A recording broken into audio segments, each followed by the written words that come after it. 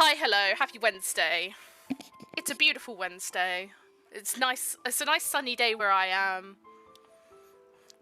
I am very excited. I have been excited all morning for this stream. I've been totally normal about this. I've been excited since last night that I couldn't sleep very well. I'm very excited. It's been literal years since I've played this game. A mobile game from my past. I'm very, very grateful for the time that I had with it. And it's very unfortunate what happened to it, but I still have fond memories because I realized when I was working it out today, like how long I played the game for, I realized that I left the play. I stopped playing the game right before the massive controversy with its English voice actors happened. I don't know. Maybe I'm just psychic or something. I can't remember why I stopped playing. I think it was just because it felt so predatory and very money hungry that I just decided to stop playing. I think at the same time that I was playing Mr. Love, I was also playing Love Nikki. Because I was checking, to find out how long I played for, I was checking my receipts from the Apple Store. Because they're all on my emails. And I was seeing when I first paid on the game, and when I first paid for the game, and when I stopped paying for the game, or paying for things in the game, buying things from it, I mean. So, it's unclear if that's when I stopped playing or when I started playing, but I am assuming it's around those dates. So my first purchase was in June 2019, I think? And the game released in the UK... Oh no, I've deleted the thing. No, I haven't. The game first released in the UK in March 2019. In China, it was originally released, when was it? 2017, December. It didn't make it to the UK until March 2019, and then 2 months later onto the rest of the English-speaking places like America, I guess. But yeah.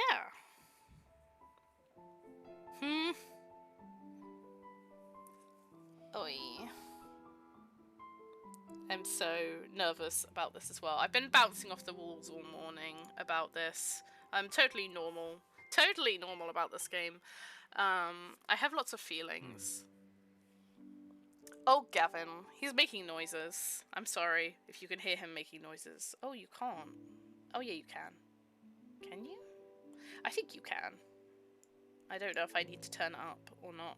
But hopefully you can hear the background music that's playing. Yeah. So, today is special and I'm going to get into Mr. Love soon, but first I just wanted to talk about my own journey with the game. Because, as someone who plays Love and Deep Space now, who's played not all of the Nikki games, but I've played Nikki since Love Nikki. I play Infinity Nikki now. I played Shining Nikki, I still dabble in that. Occasionally, but I'm mostly Infinity Nikki now, and Love and Deep Space. Those are the main games, gacha games, live service games I've been playing recently. Like, I've really whittled off everything else. It's been great, just to reduce it down. And I'm not planning to get back into the gacha of Mr. Love, monetarily, because all I want to do is replay the story and the stuff that I own. Because I own a lot of stuff. I played the game for about a year or almost 2 years. Alright, Gavin. I played the game for about a year and 9 months. I worked it out because I'm that kind of autistic, I guess. or ADHD, whatever you want to classify me as, I guess, or I don't know what I'm classified as. Both, probably. But I worked out June 2019 to March 2021. And the big VA controversy happened in June 2021. So I avoided it by about 3 months. I was very lucky in that sense. Very lucky to have avoided all that drama. Because it was a shit show, honestly. There's a whole mega thread about it on Reddit, basically. And the English voice actors for Mr. Love were a mess from the beginning, honestly, because the person who originally started voicing Victor, who's one of the male leads, the person who was originally voicing him at the launch of the game, for English version, had to leave due to contractual obligations. Okay. I'm sorry, he keeps talking in the background. Maybe I'll just put him on, so you can see. Where's my game capture? Can I show you? Oh, look at him. Look at little Gavin. There's Gavin for you. Oh, fit to screen. There we go. And then we'll just slide him over here for now. Yeah. That's Gavin. He's very cute. I saw a really funny post this morning of Gavin and Xavier side by side, and their hair is literally just mirrored. Their hair is just the mirrored versions of each other, but Xavier's got silver hair, obviously, and Gavin's got brown hair. But oh my god, it was ridiculous how similar they are. They're also quite similar in some personality tropes, which is really interesting, considering this is the predecessor to Love and Deep Space. Or at least that's the way I think of it. This game stumbled so that Love and Deep Space could soar. That's how I think of it. And this game is still stumbling through its main story, somehow. Which I hope to catch up with at some point, because apparently updates roll out every 4 months. Yeah, something like 4 months. For this game. So there are something like over 50 chapters of main story in this game, and I got to chapter 20. I finished chapter 22 the last I checked in my progress. So I'm very excited to get back into this. I've been bouncing off the walls. I'm very scared as well, because there's gonna be either a lack of English voice acting, or it's just going to be all muddled. They've had the same cast now for the last 4 years since the incident in 2021. So they have a new cast for English. I've listened to them on trailers, actually, and I listened to them this morning, and they actually sound really good. They really personify the characters well. But, yeah, they have a new voice cast that's been there for 4 years now, been active with them. So, we could hopefully put the controversy in the past. But if we hear old voices like Mr. Joe Zieger as this lovely man here, Gavin, or Sean Chiplock as Kiro, or Jonas Scott as Victor, or Bill Rogers as Lucian, who was my favourite Lucian. Lucian was always my favourite. Or Alex Lee as Shaw. They all got cut off at one point in June 2021, which was after I stopped playing. So I only ever experienced them as those characters, but the game has obviously still been running for all these years. So I'm excited to catch up, honestly. I'm really looking forward to it. I did sink money into this game back in the day, so I do have cards I could show you, actually, in the VIP thingamabobby total top-up.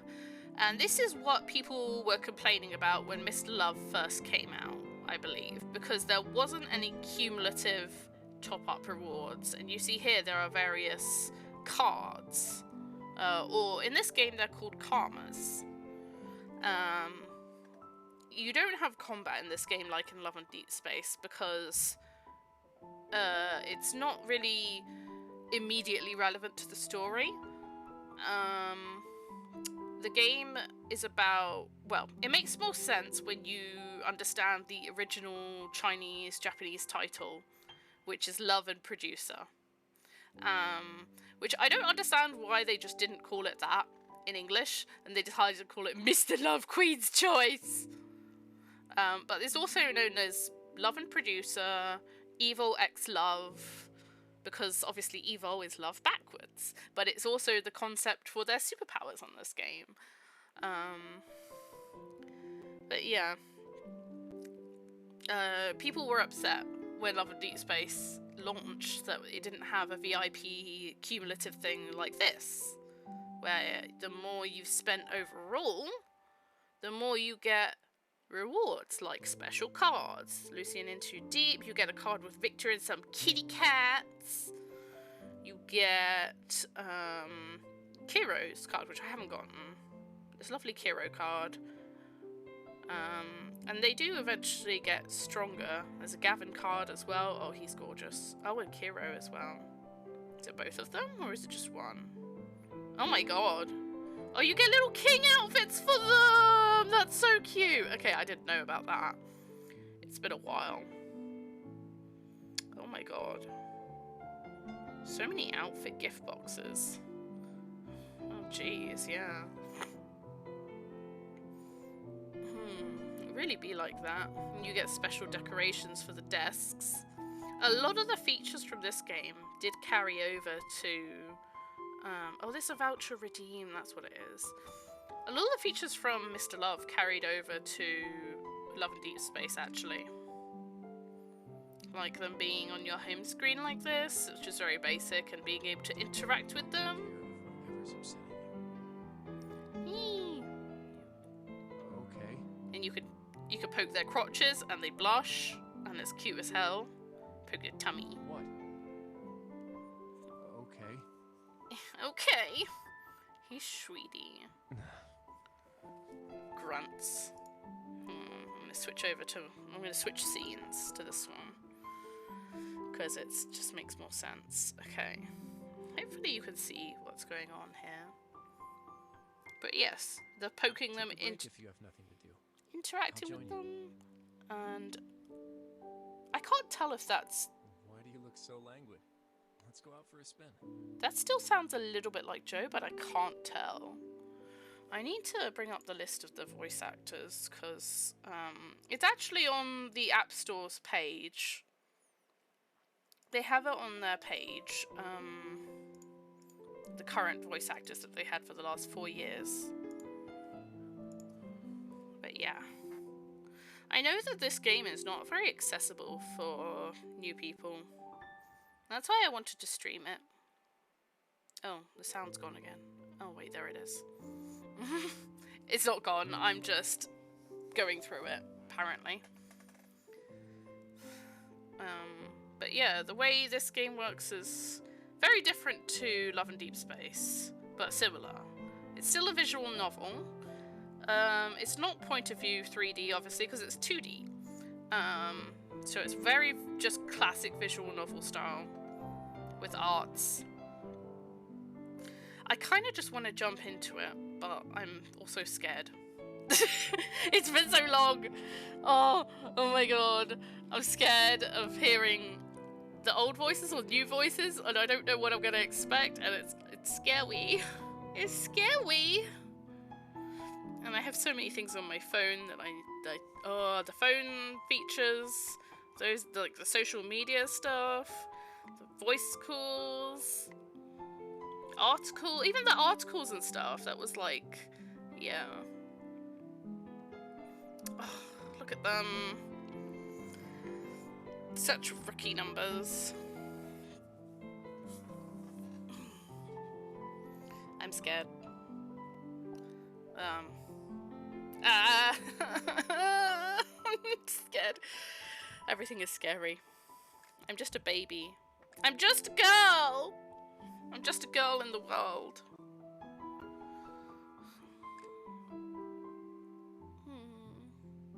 When I logged in a while ago and did some pulls, I managed to get a card of Kiro, but that's the only recent thing I've gotten. I haven't spent any money on this since years ago, and it's terrifying, the idea of spending money on this game again. I don't know what else to say, really. I wanted to talk more about my journey, but I think we should just get into it. Yeah, it's been a while since we started. Let's just get into it. I can catch anyone up if and when they come in. Or maybe we can just yap for a bit more. We could.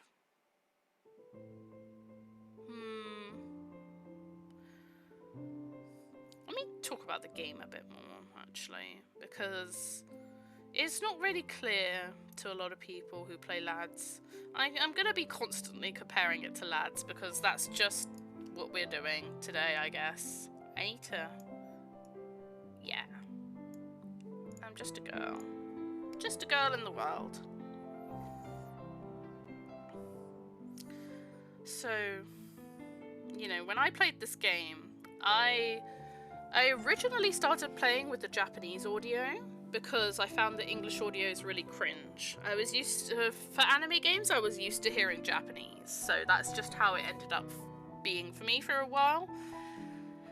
I eventually switched to English as I got more comfortable, and I don't regret it because the English voice actors who worked on this game, Joe Zieger, Jonah Scott, Sean Chiplock, and Bill Rogers especially, they did fantastic jobs with the voiceover. Joe Zieger as well. Joe is great as Gavin. I'm kind of sad that they all left. Oh, and Alex Lea Shaw was amazing as well. I'm kind of sad that they all left when they did, because now I've come back to this, it's going to be weird. Apparently they removed the voices, the old voices from the game, but I'm somewhat doubtful of it because there was so much content in the years that I played, the year and so that I played. But we'll have to see. We will just have to see. The music is very nostalgic for me right now. I'm really just enjoying listening to this music. The music in this game is very special to me. It gets very emotional at different points, and going into Love and Deep Space, when I did, getting into that, knowing it was the same company, I was very excited about the music and OST because the music for this game is so good as well. It's just, it's so beautiful. So many good tracks, and I don't know if you were here. No, I don't think anybody was here for my Starting Soon, where I played a bunch of the soundtracks, but it's fucking beautiful, and you should seek it out on your own and experience it too, because it's all available on YouTube.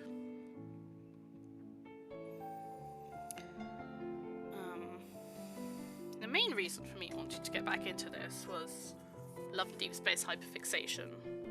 But because my origin was this, I wanted to get back into it and replay the story because I've forgotten, thanks to my shitty memory. I've forgotten a lot of what happened originally in this game. So, we're going to replay through it. We're going to enjoy everything from the beginning again. I'm going to enjoy learning about evil, about these male leads, about Loveland City. Yes, it's called Loveland City. So cringe. About filmmaking as well, because and about our MC as well. And the thing with this game and lads is that they both have such intricate mystery plots. It's so interesting. And you can tell from the ways that the original voice actors talked about this game too. I think Bill Rogers even said at one point that he used to play the game in his own time because he was so proud of it. And he really enjoyed it and interacting with people. Joe Zija definitely played it as well. I remember because he has videos on his YouTube of him playing this game on stream. He has a whole playlist, I think, of Gavin's voice actor plays Mr. Love, Love and Producer, Evil X Love, whatever it's called these days. Who knows? It has many names. There were issues with the publishers of this game in the beginning as well, because for global, or I guess UK and international, compared to Chinese and China and Japan and Korea, they would release events out of order. I know they did this for Love Nikki too, and some of the Shining Nikki stuff as well. They don't release the events in order, they try to release them to get the most profit out of them, basically. One of the reasons I left. Yeah. Oh, sorry, excuse me. One of the reasons I left this game was it felt very predatory, money hungry. It felt impossible to play it and not spend a fortune on it at a time. Same with Love Nikki as well at the time. Shining Nikki is quite similar in monetization as well. Paper games and Infold are notorious for being very money hungry. But they also made really good stories in the Nikki games and in this game. This game is quite unique for that. People don't really give it enough credit. So, enough yapping. Without further ado, let's go back to the beginning. Have you ever heard the term evolver? Dun dun dun. Where's the beginning of everything? We're on normal. It says normal and hard difficulty as well. Are you ready, folks? Nobody's here, it's fine. But I'm going to cut this later and put it up on the YouTubes.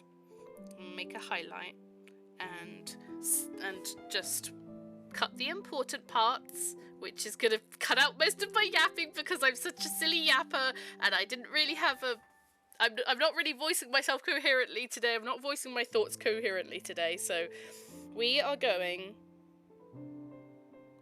to dive right in. I'm scared. I'm so scared. I don't know how much of this is going to be voice acted, but I've got it in English. I might crop this actually, because it's sized for old phone screens. Isn't that so funny?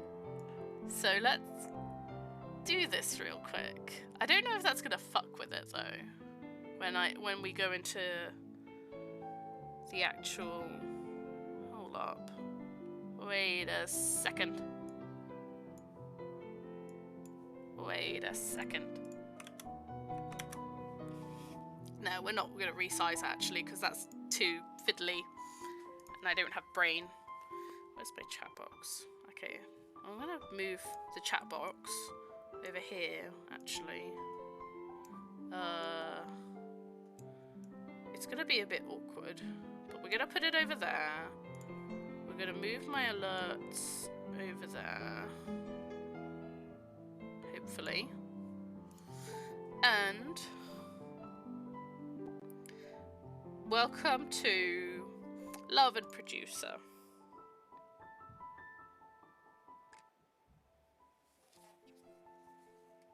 Why did you just hang up on me this morning without letting me finish? Anna! I stood at the gate of LFG and answered the call in frustration. You're at LFG, aren't you?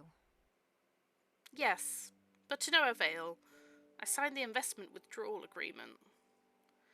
I seemed to be able to see Anna on the other end of the line, petrified. Did you meet the CEO of LFG, Victor? No, I couldn't even get past his assistant. All we have now is one last episode of Miracle Finder. Oh. Still, they probably spared you some heartache. I've heard the CEO is a real terror. If you'd met him today, I doubt we'd even have a final episode to make. Hearing those words, somehow, a gangster boss image popped up in my mind. Like in The Godfather. Oh my god, she's so dramatic. Really? Of course, you're still so green. You have a lot to learn. This Victor is a legend in finance. Loveland Financial Group was founded 8 years ago, and it's the industry leader today. Really incredible. How did they manage that? Nobody knows. Some invisible tycoon is probably pulling the strings behind the scenes. No matter who's pulling the strings, they're pulling our funding. We can't complain, really. The show doesn't have much of an audience anyway. When your dad was still around, it was really popular. Maybe the culture's just moved on. Anna, you practically ran everything for 2 years after Dad passed. We owe you a lot.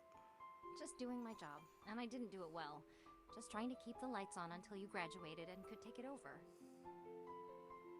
I still remember the promise with Dad when I was a kid.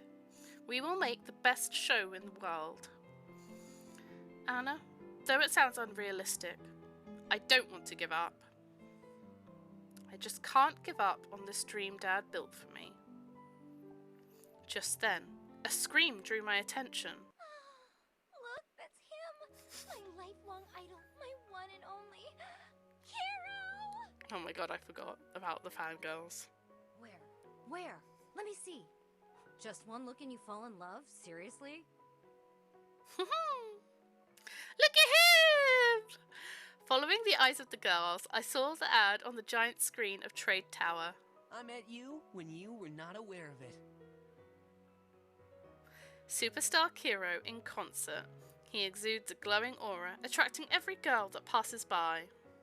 My gosh, how handsome he is. Look at him! He's glowing. He's looking at me. No, I'm gonna cry. Just the girls that just called the other girl dramatic. He's looking at me, not you. You aren't a fan of his. React. Not the toxic fandom. I'm dizzy. Kiro must have the superpower to make everyone fall in love with him. Funny you say that. So now you admit it? I thought you said before that was all nonsense. I'm a believer now. Superpowers really exist, then Kiro's gotta have one. Okay. So Try your eyes. unserious. Come on. The line for the album is getting longer by the minute. An idea pops into my mind. The perfect plan. I doubt it. Anna, I got a plan. You said before there are countless ways to get a show popular. How about, for the last show, we put everything we have into getting one giant superstar to come on? I looked at that radiant star on the screen. Let's invite Kiro! Okay. Now it's interesting. For the combat stages, I'll show you how it works real quick. Because basically, the way that the story in this game works is you have your heart-shaped story stages, like 1-1, 1-4. And then you have these, it's not really combat, it's, I guess, clearing stages, filming stages, whatever you want to call them. Where you're basically using, this is where you use your karma cards. But you also get random multiple choice questions. What do you do with those? And you have to pick the right one! And I forgot about this. The show's guest demands a bodyguard. What will you do with no staff to spare? Appoint a crew member who's strong and smart. Convince her to not be so demanding. Appoint a random person. Convince her not to be so demanding. Appoint a crew member who's strong and smart. Perfect. So if you pick the wrong choice, you get a different ranking that isn't perfect. It will be either like fail or okay. The guest happily works with you for a wonderful episode.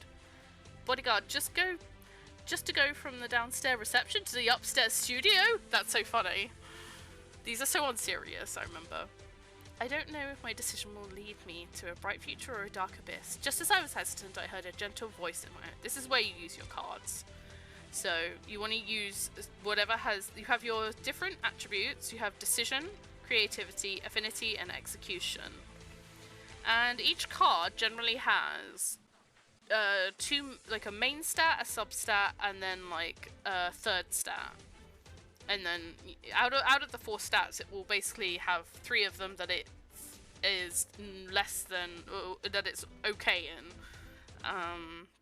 But then it has its main stat. So you see with Lucian here, when I hold and hover over him, he's got a strong decision and secondary creativity, and then third is affinity. For this stage, I don't think it particularly matters which attribute we use, so we're just going to use whatever's strongest. And you typically pick 3 karmas. Oh, he's so cute. Munch Munch. You have some cards that are animated. Will I be happy? If there's a higher rarity of cards where they are animated, called SP cards. They weren't always in the game. They took a while before they released them. And then you have SSRs, which are just normal photo cards. But yeah. It's kind of confusing because you also have a base company strength. Oh yeah, I forget you get all the comments as well after you do it, whether it's good or bad. Whether you pass or fail, the comments will change. It's so funny as well.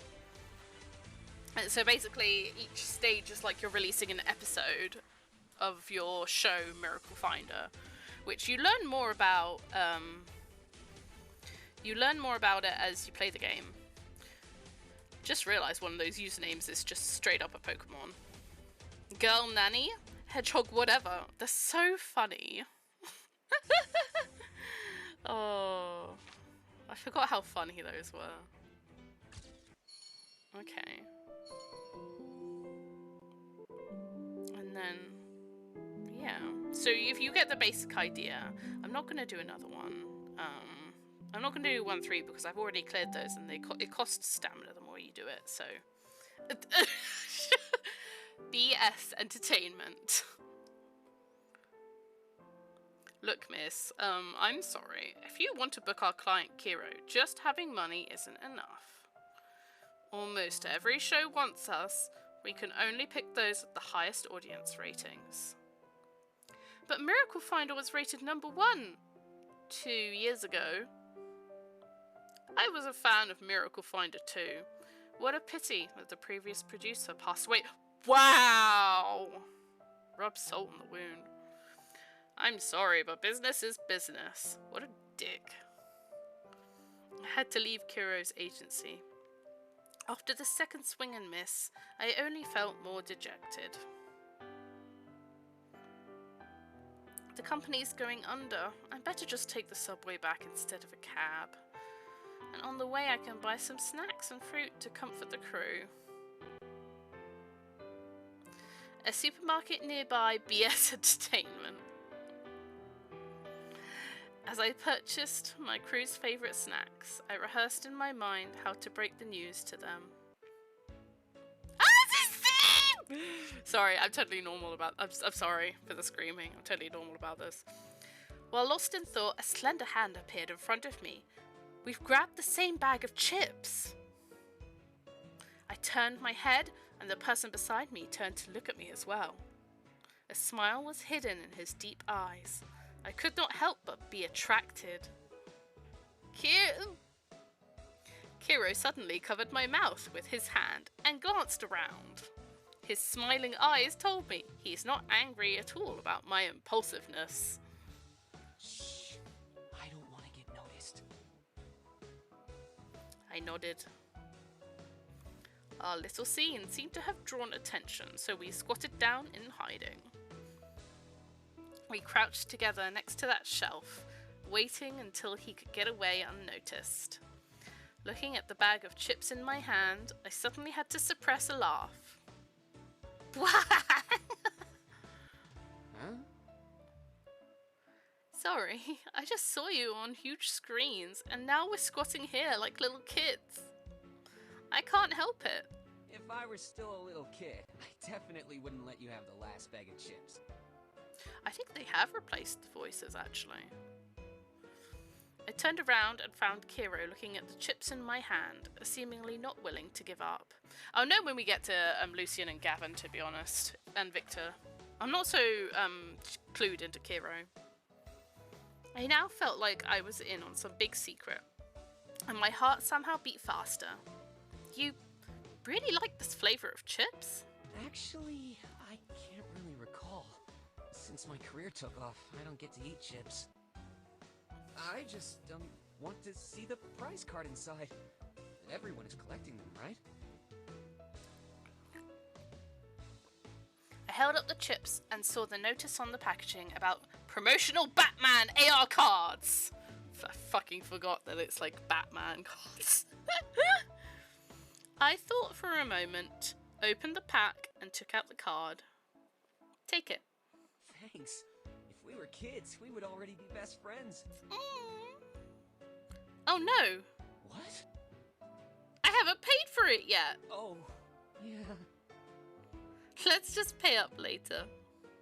So sorry, ma'am. I'll buy 10 bags later. Sorry. Sorry. We looked at each other and burst out laughing. Remembering what he just said, I handed him a chip. Now that it's opened, don't you want to have a try? Kiro looked at me in surprise. One chip couldn't hurt, right? Kiro hesitated for 2 seconds and took the chip. Yeah, thanks. Do you like chips? Yes, this is my favorite flavor. You like this flavor? Okay, I'll keep that in mind. He's so sweetie. He looked into my eyes and let out a smile. Even though I know smiling at fans is his job, I couldn't help but feel my face get all flushed. Thanks. I have to go now. Next time we meet, I'll bring my favorite snack to share with you. I think it is still Sean Chiplock in this bit, actually. I can't really tell. Hey, wait a minute, Kiro! He turned back suddenly and drew very close. Sorry, I forgot again. I gathered my confidence and took out my business card. Actually, I'm a producer at... You get to name your company, and I called my company Lazy Cat. So I'm a producer at Lazy Cat Company. I'd like to invite you to the last episode of Miracle Finder. We could pay you a lot. Is Miracle Finder ending? When I was a kid, I would wait in front of the TV for it to come on every day. Yeah, we've lost funding, so I want to end on a high note. Your fans say you have the superpower to make everyone fall in love with you. I think a Miracle Finder episode like that would definitely attract viewers, right? So wait, now I get to be one of the superhumans on Miracle Finder? But then what would I do? Stare at the audience and think, love me, love me? He's so cute. Maybe some singing or a performance? Or I was thinking maybe talk about how you come up with your songs and performances. About your creative process and how you do that love at first sight thing. As I prattle on about my thoughts for the show, I suddenly realised Kiro has turned all quiet. What? You don't like this direction? Of course, it's just some preliminary ideas. No, it's settled. I'll do it. Let's just go back and find my agent. His fucking agent who just rejected us. Really? That's great! Then I thought of the agent's reply to me just then and fell into despair again. Actually, I just came from BS and your agent turned me down already. Kiro, who was so excited at first, fell into a similar despair at hearing those words. Sorry, it's such a special show. I really want to be a part of it. Oh. But don't really decide my schedule. Even a big celebrity has moments of helplessness. Seeing Kiro's troubled expression, I felt I just had to comfort him. It's okay. I'm still gonna do all I can to make the last show great. Will you watch? Of course. I wouldn't miss it. And later, if you have other shows, will you invite me again to be on one of those? To a producer, such a question is like a gift from heaven. Of course! I'll have a thorough plan prepared. Oh, can I have your contact info? No problem. I'll be eagerly expecting your next invitation. You can count on it. No matter how Miracle Finder ends up, I will make a show that's worthy of Kiro's presence. Before that, I will draw Miracle Finder to a beautiful close for the audience, my colleagues, and my dad. I have emotions. Hearing him again and the first meeting is so much. Oh, I'm feeling so nostalgic. Let's jump into 1-5. I sincerely apologise and paid for the opened potato chips. When I walked out, the sun was shining, but it also started raining. The recurring dreams I'd been having also had these sun showers in them. Walking in the rain, my mood brightened considerably. Just then, the phone in my bag started to vibrate. Probably Anna about the funding withdrawal. I clumsily fumbled in the bag for my phone, not realising I was standing in the middle of a crosswalk. Oh my god. Beep! The blare of a car horn sounds behind me.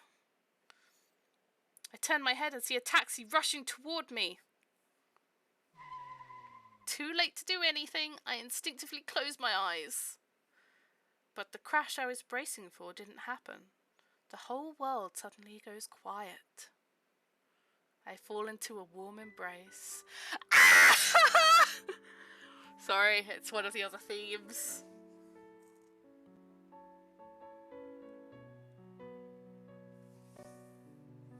I open my eyes. Raindrops hang still in the air. A man is holding me in his arms. His body emanates a piercing but soothing spirit. You. Who are you? Dream overlaps with reality. In a moment, I seem to return to the accident when I was 5 years old. He looks at me. We lock eyes.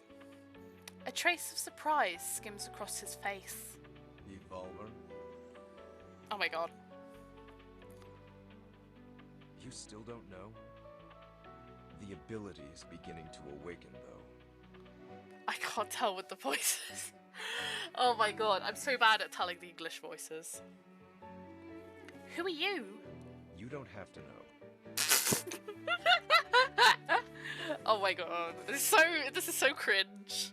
And you better forget what I said just now. I think it might be Jonah Scott. I can't tell though. How could someone say such strange things and then expect you to forget it?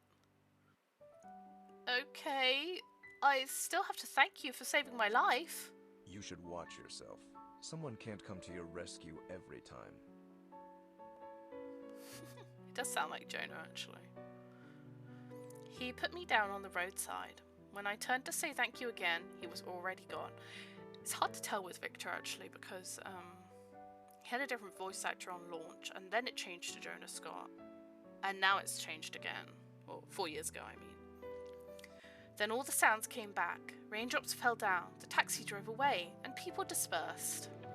Like nothing happened just then. I stood alone by the roadside, still wondering about the whole thing. Could it be? Was it a daydream?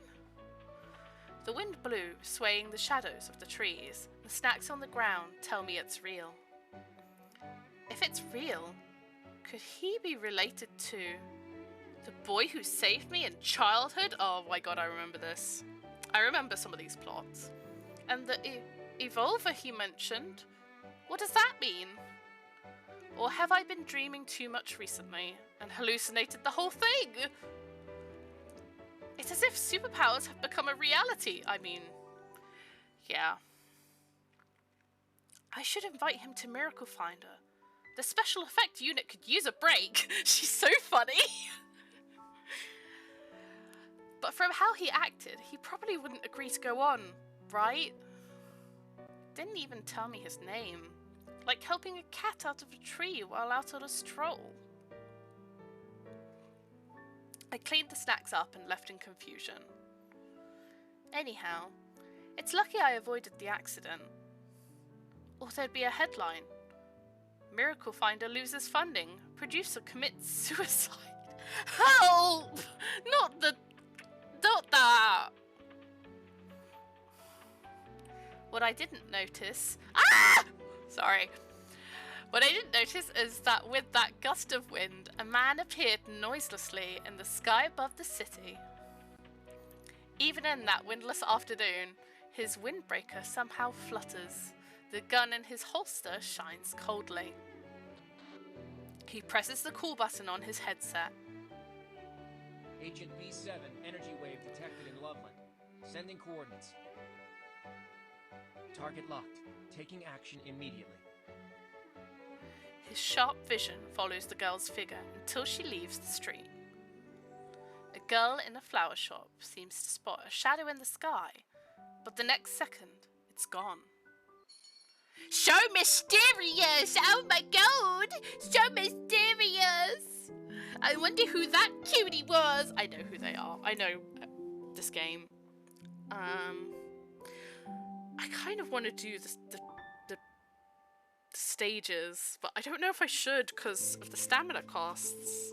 Doesn't it cost stamina to go through these story stages as well? I can't actually remember. I think it only costs stamina to go through the filming stages.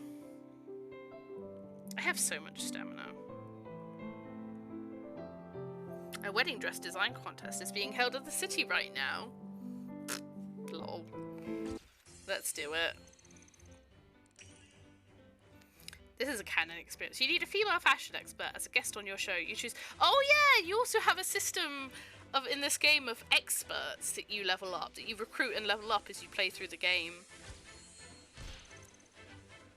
A man without culture might as well be dead. Jade is a renowned designer. She definitely understands women well. And then the commas.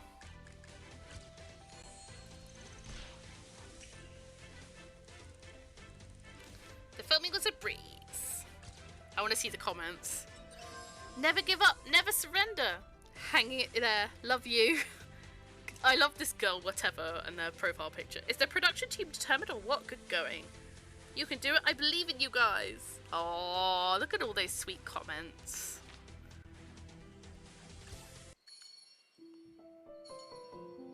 We're not doing that. We're doing 1-8 next. I didn't return to the office as planned. Instead, I got in a car heading to a bioscience research centre. That call on the road turned out to be from Uncle John.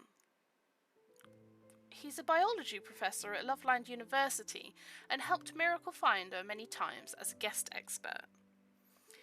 He's out of the country right now, but he called to introduce another neuroscience professor to be our guest. This scientist works in a research centre and is also a professor at Loveland University. The whole point of Miracle Finder was to find superhumans and discover the science behind their powers. Hopefully this neuroscience expert will help me finish the last show. I grasped at the straw, however unreliable it may seem. Subconsciously, I felt this trip might change the fate of the company. Change my fate, even. I don't want to say the name because it's so cringe. Lucian Bioscience Research Centre. I think it's named after him. If reception was right, Professor Lucian works in this lab. Having a research centre named after himself, he must be a very senior professor. I'll have to be on my best behaviour. Ah! Sorry. It's a theme. Just when I was going to knock, the door was pushed open and a young researcher walked out. Spotting me, he seemed to be surprised, but then he regained composure and nodded with a smile. He looked at me kindly but remotely, like he was inspecting a strange new being. The way he watched me made me a little uneasy. Hello, I'm looking for Professor Lucian. If I could say words. Hearing the words, the young researcher seemed to be a little surprised. Lucian? What do you want with him? Oh, that's definitely Bill. I'm a producer from Lazy Cat Company. Here's my card. I want to invite the professor to be our guest on the show Miracle Finder. Miracle Finder? Oh, I've heard of that. Why do you want Mr. Lucian on your show? Professor John recommended. He interrupted me. I've seen your recent shows. Your choice of topics is somewhat problematic. That's definitely Bill, I can tell. Lucian was my favourite, I can tell. Looks like this guy isn't going to introduce me to Lucian. He really has an axe to grind about our show. I tried not to show anger. Thanks for your advice. Perhaps you don't know our show that well. I got a number from Professor John. I think I'll call him myself. This is so funny. When I found the number Uncle John gave me and tapped the call button, a girl in white walked over. Oh my god, this is so funny. I love the first meetings. Hello, Professor Lucian. The young researcher nodded with a smile. The girl skipped happily away, but I was frozen in place. Then the ring of a phone came from his lab coat pocket. She's so funny. I hung up the call and looked up.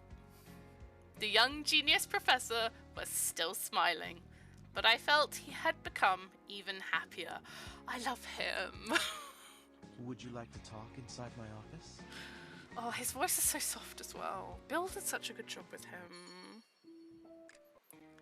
Oh, and I love his team. Oh, Lucian, my love. Lucian's office. Professor Lucian, I never imagined you'd be so young. I'm so sorry. I annoyedly made a mental note. Never judge people by their appearance. It's alright. I didn't introduce myself. Yeah, because you're manipulative biatch, but I love you. Thanks. So, let me tell you about the plan for the last show of Miracle Finder. Yes, please. You can use my blackboard if you like. He's so soft. Sure. I took a deep breath and started the introduction. This is what we got a mention earlier about what Miracle Finder is about. It's about finding superhumans and explaining, like, investigating them and where their superpowers come from. Essentially, it's kind of like a pseudo. It's kind of like an occult reality show that her dad used to make. And she inherited the company after he passed away, basically. So that's the backstory for MC and the show Miracle Finder, and that's why she's a producer. I took a deep breath and started the introduction. For our final show, the theme we're going with is lies that can't be seen through. I'm sorry, but I think this plan is not feasible. She just started and he's already like, nah, you suck. What? I haven't even begun yet. I viewed the files you gave me. But didn't you just glance at them? Lucian, seemingly very smug, laughed out loud. I love him. It's nothing. Let me explain the details. He walked over to the blackboard, very close to me. I felt a little nervous. Did it like... So, what's your view of superpowers? I believe in them. I think superpowers may really exist in this world. Suddenly, he looked into my eyes very earnestly. Why do you think this? Dad's Miracle Finder is a show about superpowers. I've seen many phenomena. Sometimes we fail to explain them scientifically, but perhaps superpowers do exist. Have you heard of the Red Queen hypothesis? No, what's that? Now here, you see, it takes all the running you can do to keep in the same place. I love his voice so much. Is that a quote from Alice Through the Looking Glass? Humans have existed outside of natural selection for too long. They have forgotten how cruel the world is. Huh? It sounds weird, but true. In nature, humans have no more threats. But it's dangerous when you forget to fear. Do you know the way to avoid danger? Is there a way? Oh, here it comes. Here it comes. Ah! Suddenly, Lucian drew close. I stepped back involuntarily, leaning against the blackboard. He's cabadoning her. I feel like a little girl again. I feel like I've gone back 6 years. With one hand on the board, he drew in very close. The sunlight backlit and obscured his face. My heart beat like crazy. Mine too, girl, mine too! When you're in danger. He leaned in even closer to my ear and whispered, Trust your instincts. There it is, there it is, there it is! That's his whole shtick! I love him! Oh, I'm totally normal about this game. While I was still wondering what all that meant, this mysterious neuroscientist let me go. Sorry. I didn't want any other people to overhear those words. But it's just the two of us in the room. What you cannot see isn't necessarily non-existent. Like a crisis lurking in the dark. Oh, okay, I got it. She's like, oh my god, this weirdo, but he's so hot. He just cabined me against the wall and whispered in my ear in his low, soft voice. I love this game. Oh, it's been so long. Back to your show. Oh. Since its subject is superpowers, you should have your own thoughts on the matter. However, your view on superpowers is still framed by your father's views. Am I right? I missed Bill Rogers' voice as Lucian. Ugh. My father built Miracle Finder with his own hands, piece by piece. Every show reflects the character, the color of its producer. However, I don't see any of your color in this. This is still the same episode planned 2 years ago. Huh? Your color. It's very special. Unlike any other. At least to my eyes. I'm starting to understand. Thank you, Professor Lucian. Lucian raised his eyebrows in slight annoyance. Are you leaving? Yes, I have to return to prep the show with my colleagues. Should I have lectured a little longer just then? Huh? It's fine. You can go now. Professor Lucian, will you attend our last show? Sorry, I mean, after I finish our new show plan, I'll come back and... All right, I'm in. Huh? What? What? Lucian smiled and patted my head. I'm in. I hope I won't be disappointed. Great.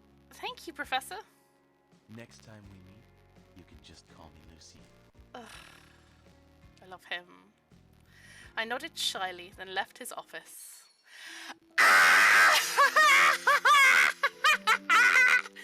I love him! Oh, okay, we'll do one of these stages each, just for the canon experience. Ugh. Yeah. These people you hire for the company are so funny. It's so funny because every expert has their own lore as well. But right now I just want to focus on the main story stuff. And I just want to read the comments. The taping goes smoother than I thought as Lucian brings a sense of dependability that I've never felt from anyone before. Awesome segment on people with paranormal abilities. Is it real? Call me the future Mrs. Lucian. Same, girl, same. Possibly the best show on popular science I've ever seen. Bravo! More programs like this, please, OTL. Oh, this is so nostalgic as well. Even the, like, stages. Recording the final episode of Miracle Finder. With the help of my colleagues, I designed the theme, content, and the rundown of the last show. Though I've recorded several episodes of Miracle Finder, it's the last term. Though I've recorded several episodes of Miracle Finder, it's the first time I felt nervous. Anna, let's go through the program rundown once more. Anna! Oh, she's not voiced now. How many times have you checked today? But, oh, all right. My dear, I've never rehearsed this many times. I can even remember everyone else's lines. Once more, you'll get a salary bump. Pfft, not the salary bump. I read the script. It's a good show. Professor Lucian, you're here! Hearing the words, Lucian seemed a little unhappy with me. Oh, Lucian. Aren't you going to show me around? Oh yeah, because he said you'll call me Lucian instead of Professor next time. Oh, Sure, I'll introduce you to everyone. This is the guest expert for the show. A distinguished scholar in neuroscience, Professor Lucian. Hello, everyone. The audience stared at the professor in silence. Then a moment later, broke into thunderous applause. Anna leaned in next to me. Where did you find such a handsome professor? This show is in the bag. The appearance of Lucian swept away the tension and unease on the set. Lucian, do you want to come on other future shows? I mean, if the company carries on. Of course. If it's a program you're producing, I'd be happy to join. The recording session was very smooth. Professor Lucian, what does neuroscience have to say about the seemingly miraculous art of mind reading? Well, perhaps more precisely, we should call it brain reading.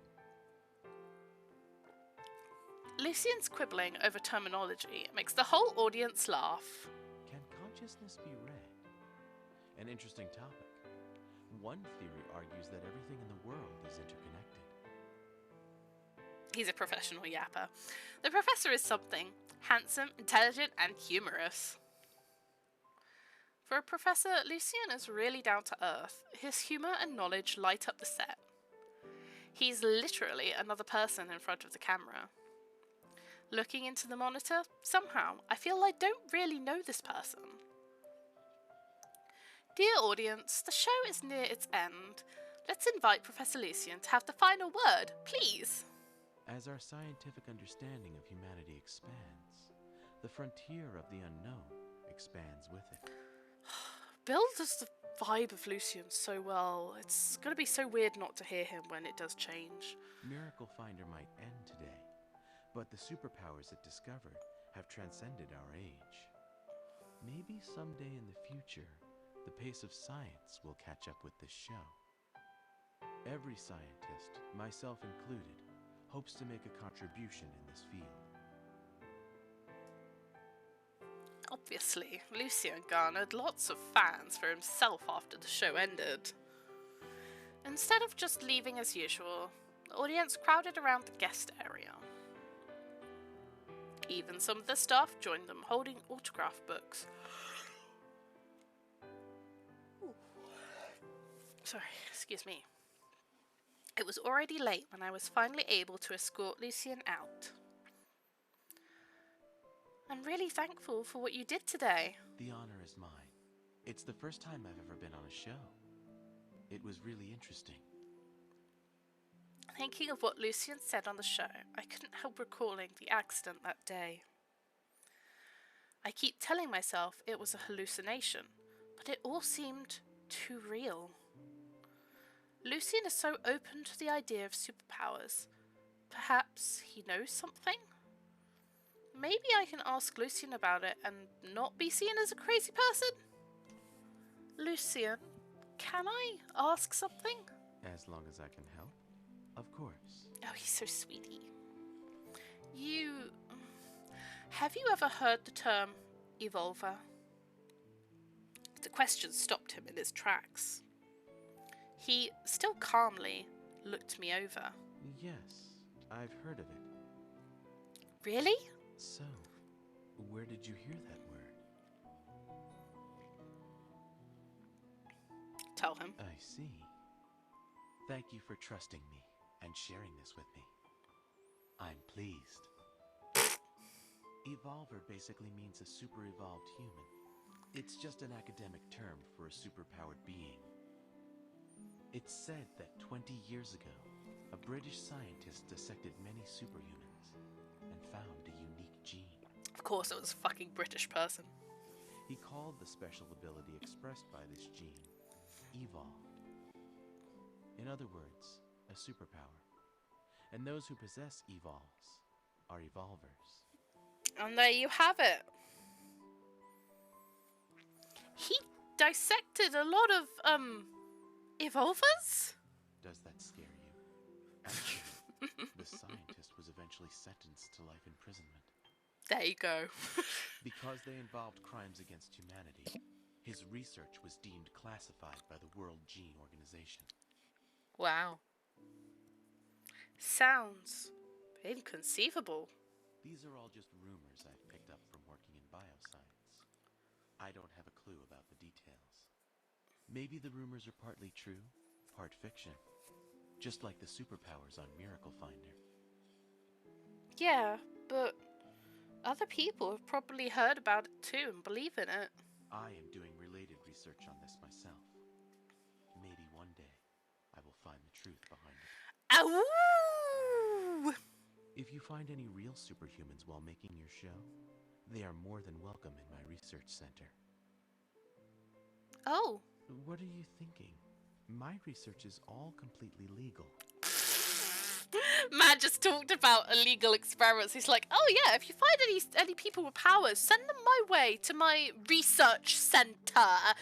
And it's like, no, I'm a totally legal scientist. I do only legal activity. He's so mysterious. I love him. Couldn't help letting my imagination run wild.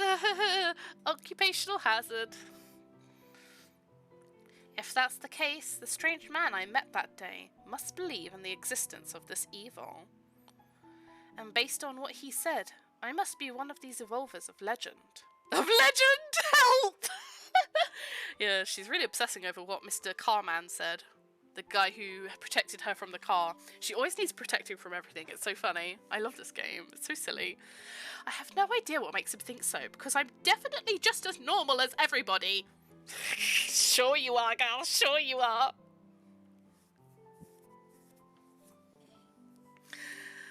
In my 22 years alive, nothing inexplicable has ever happened, except those 2 car accidents.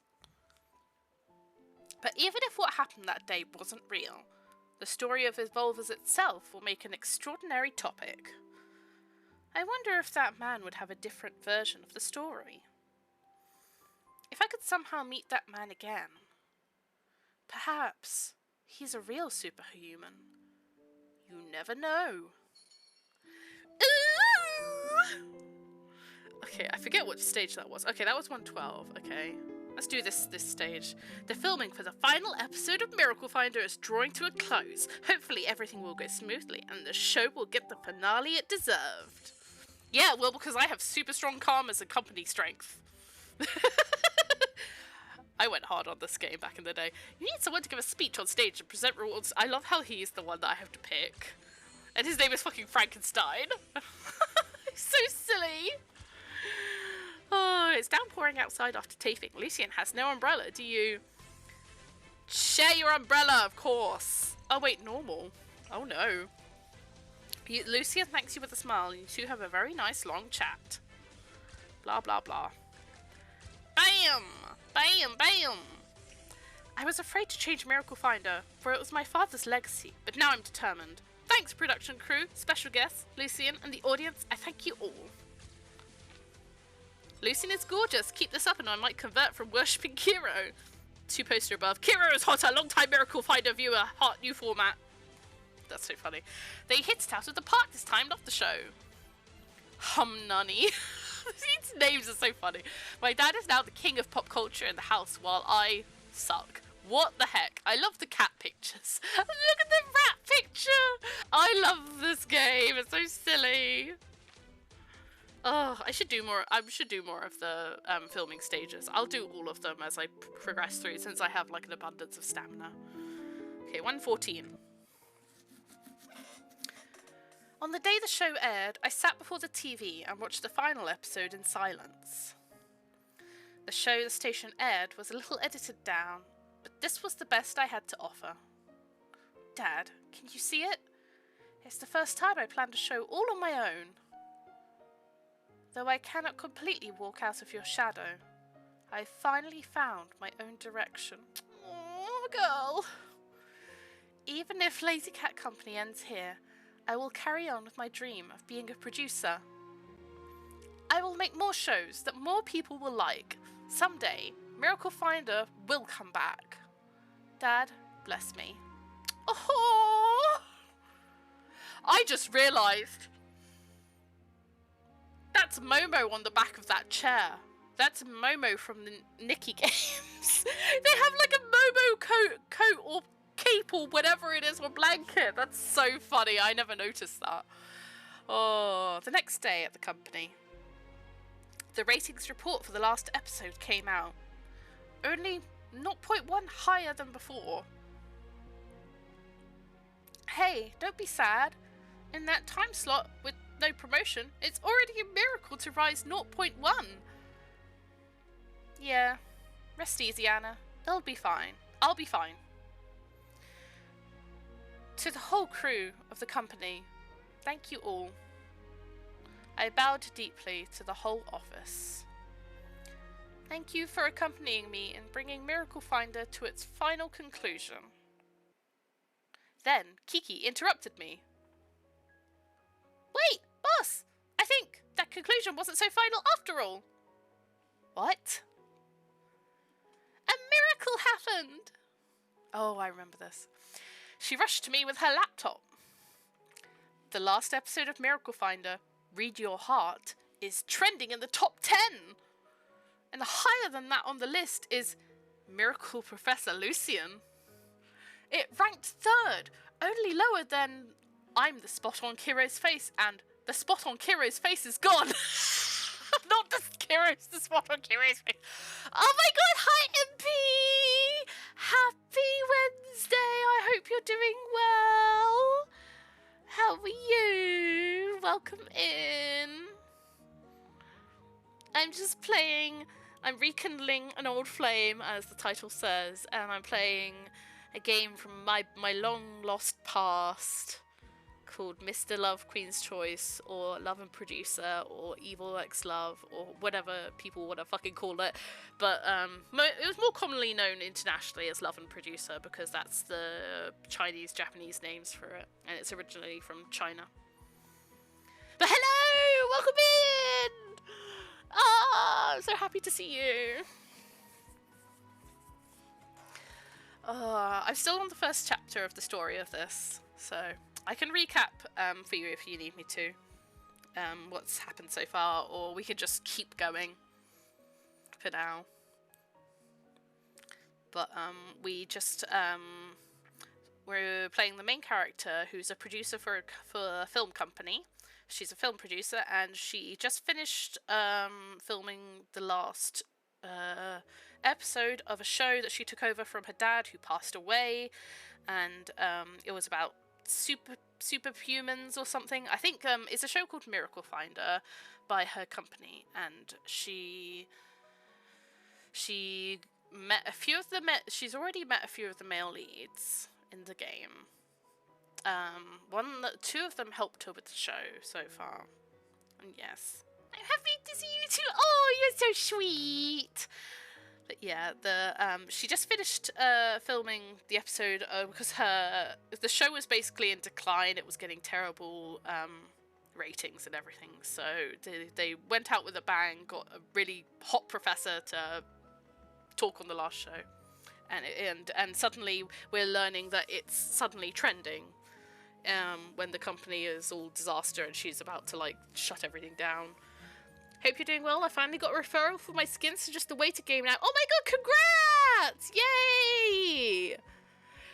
Oh, that's awesome. So you just have to wait for them to make an appointment, I'm guessing, with a specialist, right?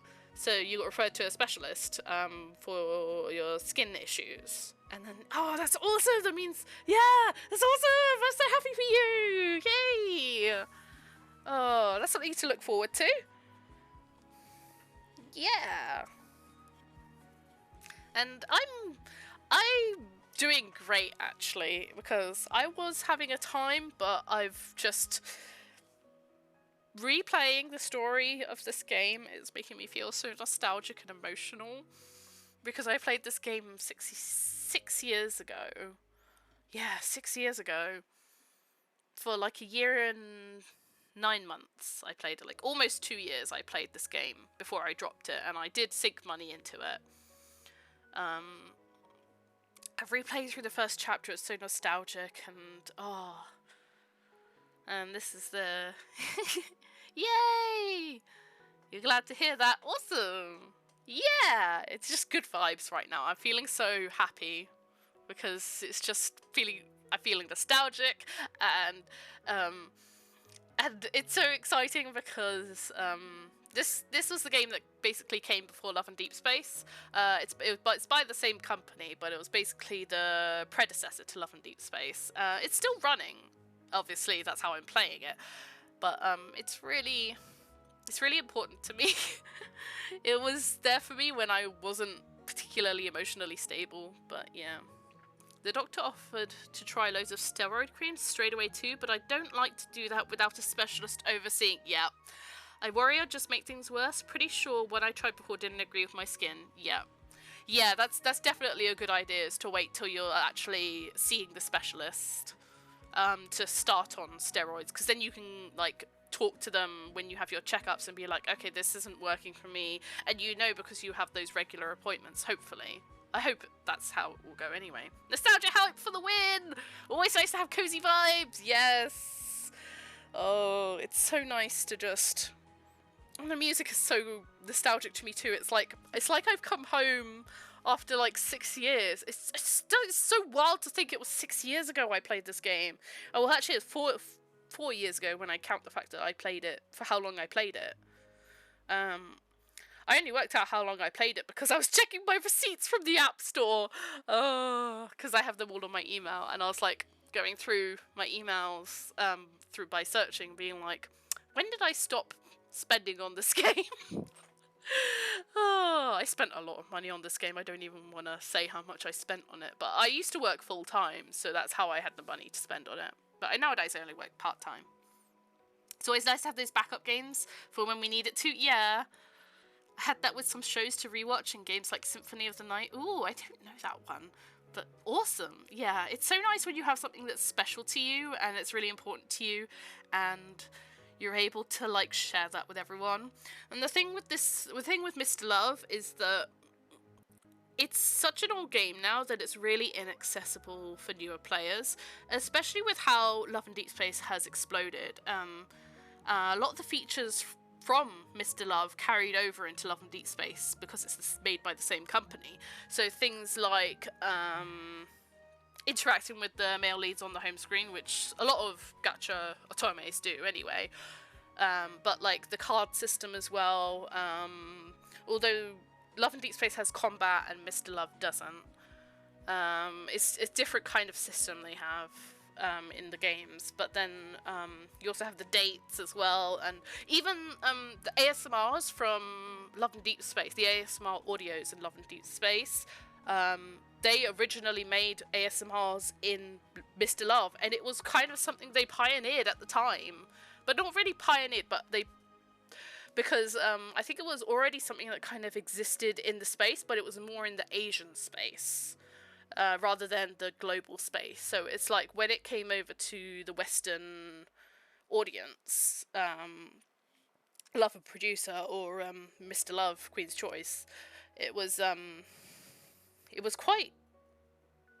really interesting when it came over to Western media, because it was a bit different, and they had some really good voice actors for the beginning, which I'm pretty sure they are still in the beginning of this game, even though apparently they replaced the voice actors because of a massive controversy.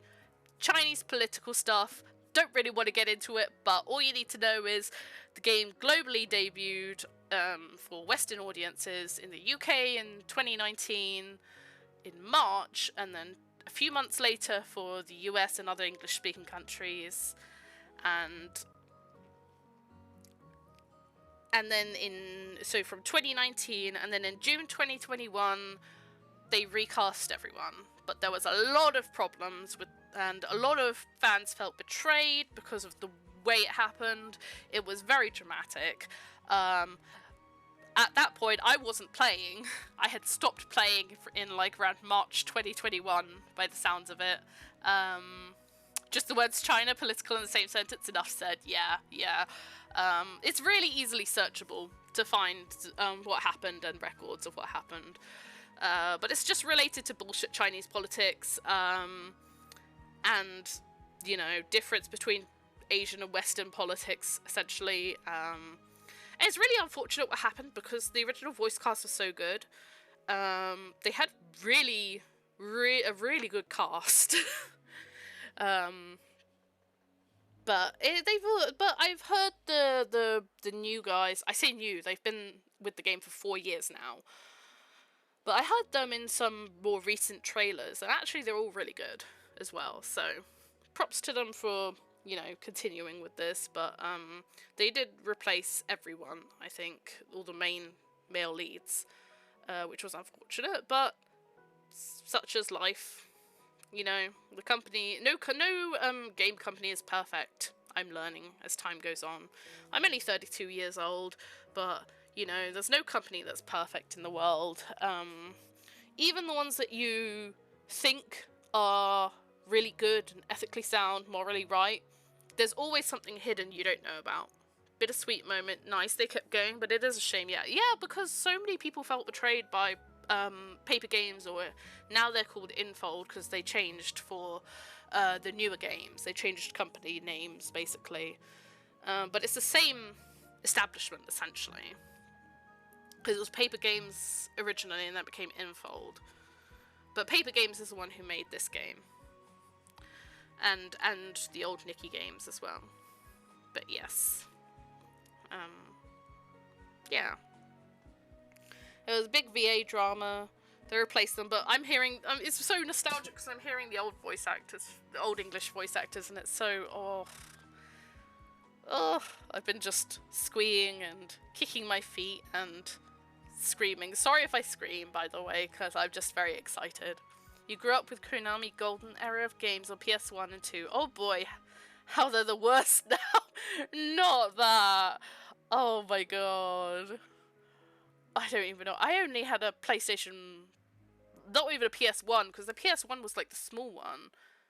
I had a big PlayStation, and I only had like a very few games on it. It's like, can we have another good game? What about a gambling game themed on that franchise? Not the Gambler! Yeah. I remember having to drop Mr. Love, or this game, because it was the monetization was so predatory that it felt really difficult to enjoy it without spending money. And it's the same situation with Love and Deep Space right now for a lot of people, which is why a lot of people who may be curious about Mr. Love, you know, the predecessor, they don't really want to get into it because it's a whole can of worms. And it's a hot mess as well, actually, to be honest. But I'm just feeling so nostalgic. And I have all of this unlocked already. Well, not all of it, but like a massive chunk of the story unlocked already. I have some old karma cards, which include some dates from old beginning of game stuff, which is so cool. And I'm so excited to get into them later. But I'm just gonna focus on main story for now and get through that. But yes, it's so nice to catch up with you, MP. Oh. I'm so glad that you got your referral.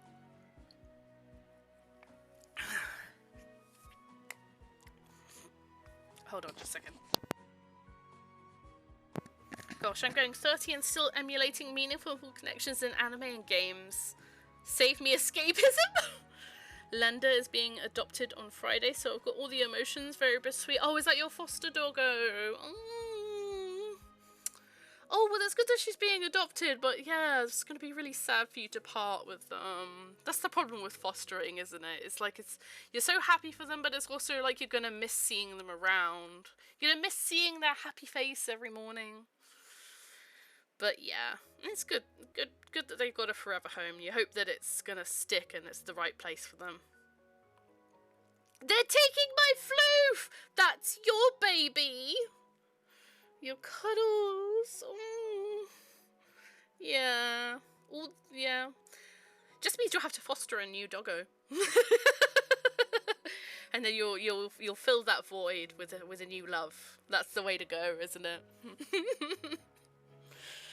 And you know, you've always got the confidence. You've got the confidence that they're gonna be in a good home at least. Yeah, bless. Fingers crossed. Yeah. One hopes. One always hopes. Okay, I'm gonna try to catch up with where I left off with this now. Okay, it was hold on. Oh no, not that.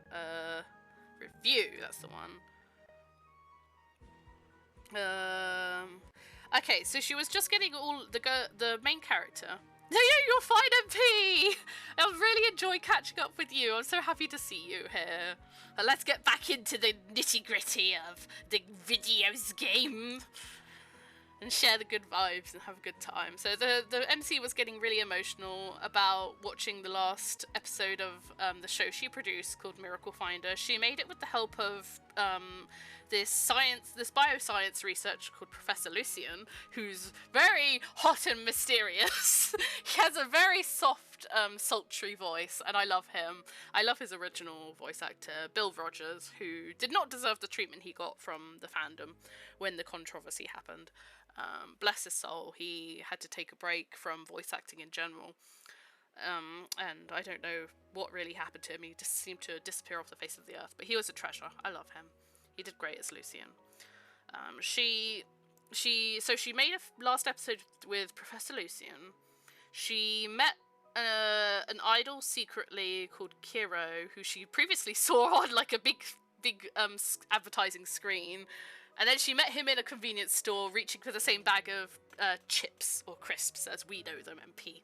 You know me. But he, obviously, Americanization, so chips. And they kind of bonded over that, and she asked him if he would guest on her show, Miracle Finder, even though she's filming the last episode of it. And he said he'd love to, but there was like some difficulty there. So she met Lucian, she met Kiro the idol in the convenience store with the chips. She met a random stranger when she was crossing the road and stupidly checking her phone, and then a taxi driver almost fucking ran into her, but then everything froze, and a mysterious man embraced her, and then berated her, and then walked off. So, well, he didn't berate her harshly. He wasn't super mean, he was just kind of indifferent. And he said something about evolvers as well. Yeah, it did. Yeah, everything escalates so quickly. It's very shoujo, I guess, in genre. It's very it's very Otome in general. I mean, it is an Otome game, so yeah. So she's just feeling really bittersweet about bringing Miracle Finder to its final conclusion. That she gets interrupted by one of her employees. Right after she's thanked everyone from the company. And then the girl's like showing her that we're in the top trending. Higher on the list in the top 10 is Miracle Professor Lucian. It's ranked 3rd, only lower than I'm the spot on Kiro's face. And the spot on Kiro's face has got Kiro's the idol. Embraced and then realised they were later read. Yeah, basically. Something like that. The unabridged show got uploaded all over the internet. Everyone is talking about it now. Sorry, I need to take a sip of water. I see how much story I can get through before my throat dies. Finally hitting their stride on the final episode, I'm starting to believe in this mind-reading thing. Is this the Miracle Finder I watched when I was a kid? Share it, don't let it end! Lucian, 26, owns his own research centre and is a professor at Loveland University. Is he a human? Published 5 papers in the journal Science, won 3 international science awards. He himself is superhuman. At Netizens C, so his students are older than him? God, he's hot! I should have gone to this university! And Kiro shared our show accidentally. It's since been deleted, but there are screenshots everywhere. Wait. Oh no, I'm getting ahead of myself. Hold on. Yeah, the unabridged show got uploaded all over the internet. Everyone is talking about it now. The true reason to attend. Yeah, I just read all this. Yep. I just read all this for you because I got ahead of myself. I didn't realise. I thought it would cut off when it was up to date, but yes. Old games. And Kiro shared our show accidentally. It's since been deleted, but there are screenshots everywhere. Look, Kiro posted a comment. This episode was awesome. Is Kiro watching our show? He did say he was a fan of the show when we ran into him. Gosh, is this all real? Are we going to take off? I felt my eyes start to water. This is amazing.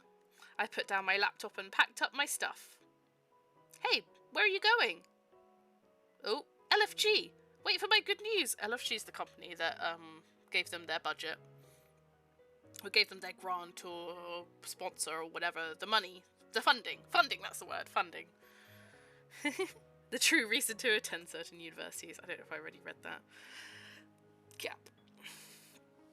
So Professor Lucian is my favourite, so apologies if I make loud noises when he appears on screen and die inside because he's so hot. I look back at my colleagues firmly. Wish me luck. Hehehehe. Ooh, ominous noise. A helicopter over Loveland City. Loveland City, yes. The last show of Miracle Finder was paused on Victor's phone at Lucian's concluding remarks. Ooh. I'm glad you enjoy it that much. Oh, you're sweet, MP. Thank you. His expression was grim. He rewound the video and watched the speech again. So if you need to pop out to get snacks, water, or anything, just go ahead. Don't worry about it. It's so nice to just have that catch up with you, MP. He rewound the video and watched the speech again. Rushing to the offices of LFG, I felt a sudden unease for some reason. Something big is gonna happen. Ooh, ominous music. I'm gonna do these filming stages as well because they do give some extra story bits, and they do give some really funny comments and stuff. So we're doing them. The show ended up viral online. You should film a thank you for the fans. Let's do it. Boo, boo, boo, boo. You need someone lively but discreet in the video. Who will you pick? So you have like this whole roster of experts, and you level them up, and apparently this guy is the right one for this. His name is Frankenstein. I keep forgetting his name is Frankenstein. They all have their own lore as well. It's so funny. I travel the path others do not like to travel. After the video is done and uploaded online, you need someone to help spread it. Her, apparently. A man without culture might as well be dead. Jade maximizes the company's profit and solves its perennial financial problems. She's so funny. Just when I was about to give up from the setbacks, he popped up in my mind. Oh. What is this? Why is it making me do that? There we go. Yeah! There we go. We aced this. Wow, Miracle Finder really brought me my own miracle. The comments. Hedgehog Crisp. Oh my god, Lucian Drool. Sugar Nanny. Does the professor have a fan page I can join? 9999 whatever. Love Professor. Totes my type. Jelly_sexy. Reminded me why I watched the show in the first place. Kudos. I love the pictures as well. I love that most of them are just cats. Most of the profile pictures end up being cats. It's so funny. It's so internet. It's so millennial internet coded. We'll do the second one. I'm done filming Miracle Finder. Next, it's time to work on this public service announcement video themed on neighborhood life. Very random. You'll need to pass by a slightly unsafe area during filming. You should ask someone to come along. That guy. Never give up, never surrender. Karyu is a capable bodyguard and you finish the filming without a scratch. A fire suddenly starts in the corner. Who will you ask to put out the fire? Apparently her. Jade is totally immersed in the role, performing like a real fortune teller. I was totally out of creative ideas, feeling exhausted and slow. Just when my brain slowly rusted, a figure suddenly popped in my mind. Honestly, I get that wave when 2B and 9S interact together in Automata. Your heart. Oh! I still need to play Automata at some point. It's on the list. The actors all give a wonderful performance. Hooray! Oh my god, the pictures. Gigu. It's been a while since I see a drama with a conscience like this one. Scapegoat. Best TV drama I've seen whole year! Paper. Wonderful story. Wonderful writing. Gigu Vanilla! Not ashamed to admit, I'm in love and cried over the leading lady. I get you, Gigu Vanilla. I get you. Yeah! Awesome. Okay. Last stage of this chapter! Oh my god. Outside LFG's CEO's office. LFG stands for Loveland Financial Group, by the way. I don't think they've said it yet in the story, but I've been saying it a few times already, and I realise they just haven't said it yet, but it's Loveland Financial Group, so it's a big conglomerate, a big company, and the CEO is the one who apparently handles the show's funding. And since we just went viral and had an amazing final episode, she's very excitedly headed over to the company. Huh? The CEO's assistant isn't here? Goldman? He's out on business for a few days. You should have made a reservation earlier. I'm sorry, but it's an emergency. Ah, I remember. I saw you before. You're with that company, right? You know, the last episode of Miracle Finder. I watched it. Super interesting. Really? Thanks. Actually, I came here today about the fund withdrawal thing. Yeah, she signed a fund withdrawal agreement at the beginning of this chapter and was all depressy about the fact the show was ending. Good luck. You've made a hot show. Perhaps it will make the boss think twice. So if Goldman isn't here, how about your boss? I don't really know. He's a busy man, you know. Sorry, let me answer a phone call. The moment she picked up the phone, Goldman's voice was booming on the other end.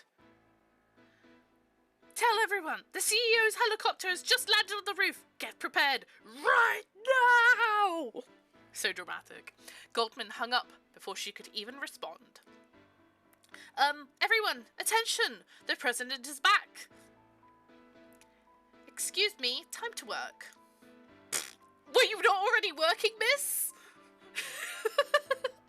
I nodded, sitting quietly aside, watching the hustle and bustle of the office. Perfect. No matter what, I have to make the CEO of LFG reconsider the funding withdrawal. Goldman rushed in like the wind. The office was back in ship shape, with everyone in their places. Several chiefs waited at the entrance. When Goldman walked by, he stopped in surprise. Not you again! Security! Walk her out! But then there was a commotion at the door. The CEO had arrived. The last episode of Miracle Finder was popular. Do you want to take a look?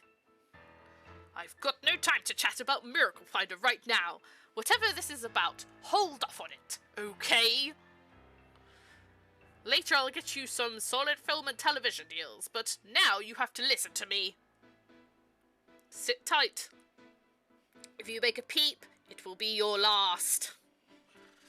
He shoved me back into the nearest seat and rushed to the gate. I nodded blankly. There were so many people around the CEO, I couldn't get a clear view at all. Ah, look at him! There he is! There's Victor. Sir, what brings you to the office today? A departmental meeting this afternoon, 2 p.m. Get it prepared. Yeah, this is definitely Jonah Scott voicing Victor before he got fired. Yeah, I think for a lot of the beginning chapters, it's going to be the OG voice actors, so yeah. Oh, he's so good. He's got such a great voice for him, though. It's going to be weird when they change it. When it changes over in the story, I mean. It's already changed. At least you can still enjoy it. Yes, exactly. The voice of the CEO sounds familiar somehow. Yes, funny that it sounds familiar. It's almost like he's the guy who saved you from the taxi when you were on your phone in the middle of the road. Earlier in this story. Sure, if you're not going to Kerry's banquet tomorrow, do you want to confirm it with them yourself? No. Of course he doesn't. Send a copy of this month's investment analysis to my office in 10 minutes. Ugh, he's so... Yes, sir! From my seat, I looked in the direction of Victor, but couldn't get a view of the legendary CEO. As I was wondering when's the best time to make a move, the crowd stopped for some reason right beside me. I was just sitting off in a corner, but now it was completely surrounded by the crowd. Why are you here? He's so funny. Oh, I love all the male leads in this game.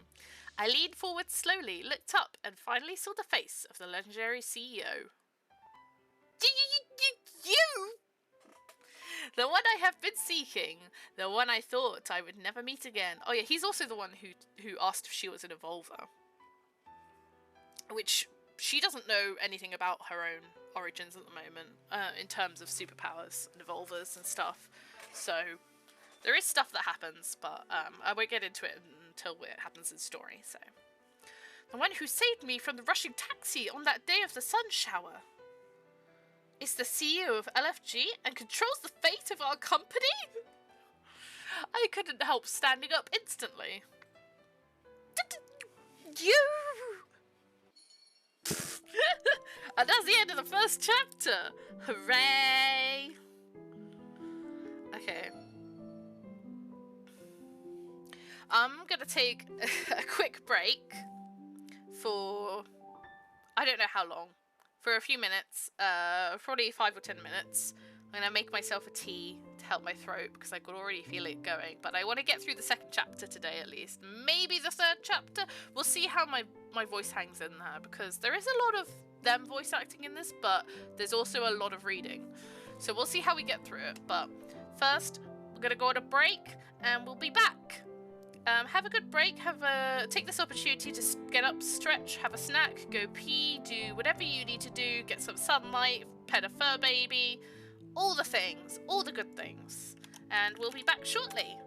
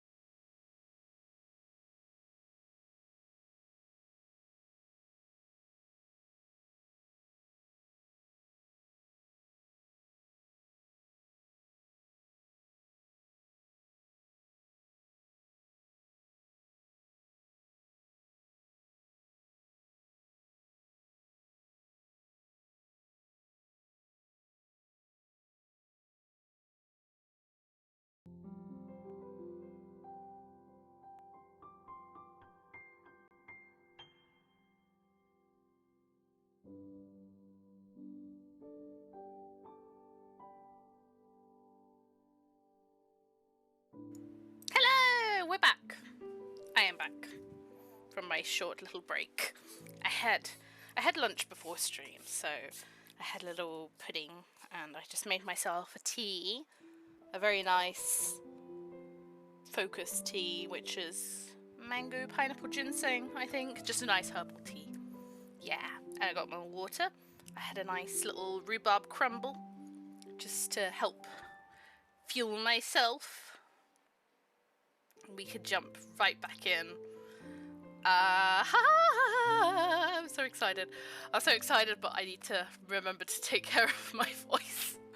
Otherwise I'm gonna end up, if I just get too excited, I'm just gonna like lose my voice again. But I'm so excited. Yee!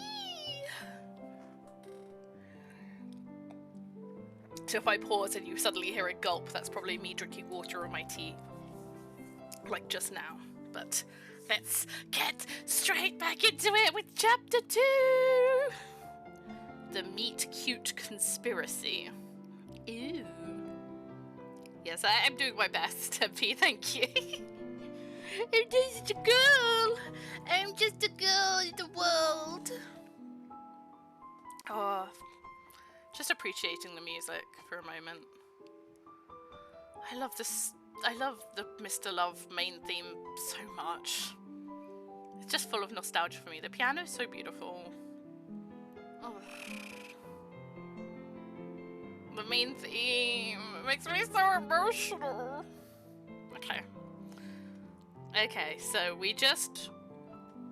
to pick up where we left off, we just went to LFG. We just realised that Victor was the guy who... Victor, the current CEO of LFG, who has suddenly returned on a helicopter and made the company go into a sudden frenzy, as if they weren't already working. Oh, neurotypical people. As if they weren't already working, they suddenly went to a frenzy. We realised that as he stood in front of us and recognised us, and we recognised him, he was the one who saved us from the rogue taxi on the street that tried to kill us! Although it wasn't that, it was just that MC was being a dum-dum on her phone while walking across an intersection. Because she always needs rescuing for some reason. Yeah, I'm glad that they wrote the MC in Love and Deep Space a bit more independently and a bit less ditzy, but there are charms to this game's MC as well. Most of the charms are in the MLs though. We love the boys. Yeah, let's get straight into it then. Let's go. Oh, this music! The light of sunset descends upon a deserted alley, beautiful and quiet. I walked alone there. I didn't know where the place was or why I was there, and I failed to find an exit even after a long walk. The alley seemed endless. Somehow I felt something strange as I turned back. A sharp dagger stabbing from behind. The blade reflected the golden light of the sunset. I was about to panic when a breeze blew the scene away. Ah, the ginkgo leaves! In the pure white dream, a ginkgo leaf slowly floated in and landed on my palm. Oh yeah, I forgot after the first chapter, at the beginning of each chapter, they do like a nice little sequence like that at the beginning. It's so nice. Oh, it's so good. I wake up from a dream. A breeze rustles the curtain, letting in the morning sunshine. All is quiet and bright. Phew, it was just a dream. I patted my chest, trying to calm down, but the strange feeling didn't go away completely. Ever since that car accident happened, I haven't had that dream from my childhood. Have I been having too many dreams recently? These past few days, I've always felt a little uneasy. But I mustn't dwell too much on strange dreams. After all, I have a studio to save. You go, girl boss. Yeah, she is a bit of a girl boss in this, but like... yeah. You'll see, you'll see. Thinking of the funding withdrawal made me think about what happened that day at LFG. Oh yeah, what actually concluded that day, girl? Tell us. 2 days ago, Loveland Financial Group. I couldn't help standing up instantly. There we go, we're picking up where we left off. You!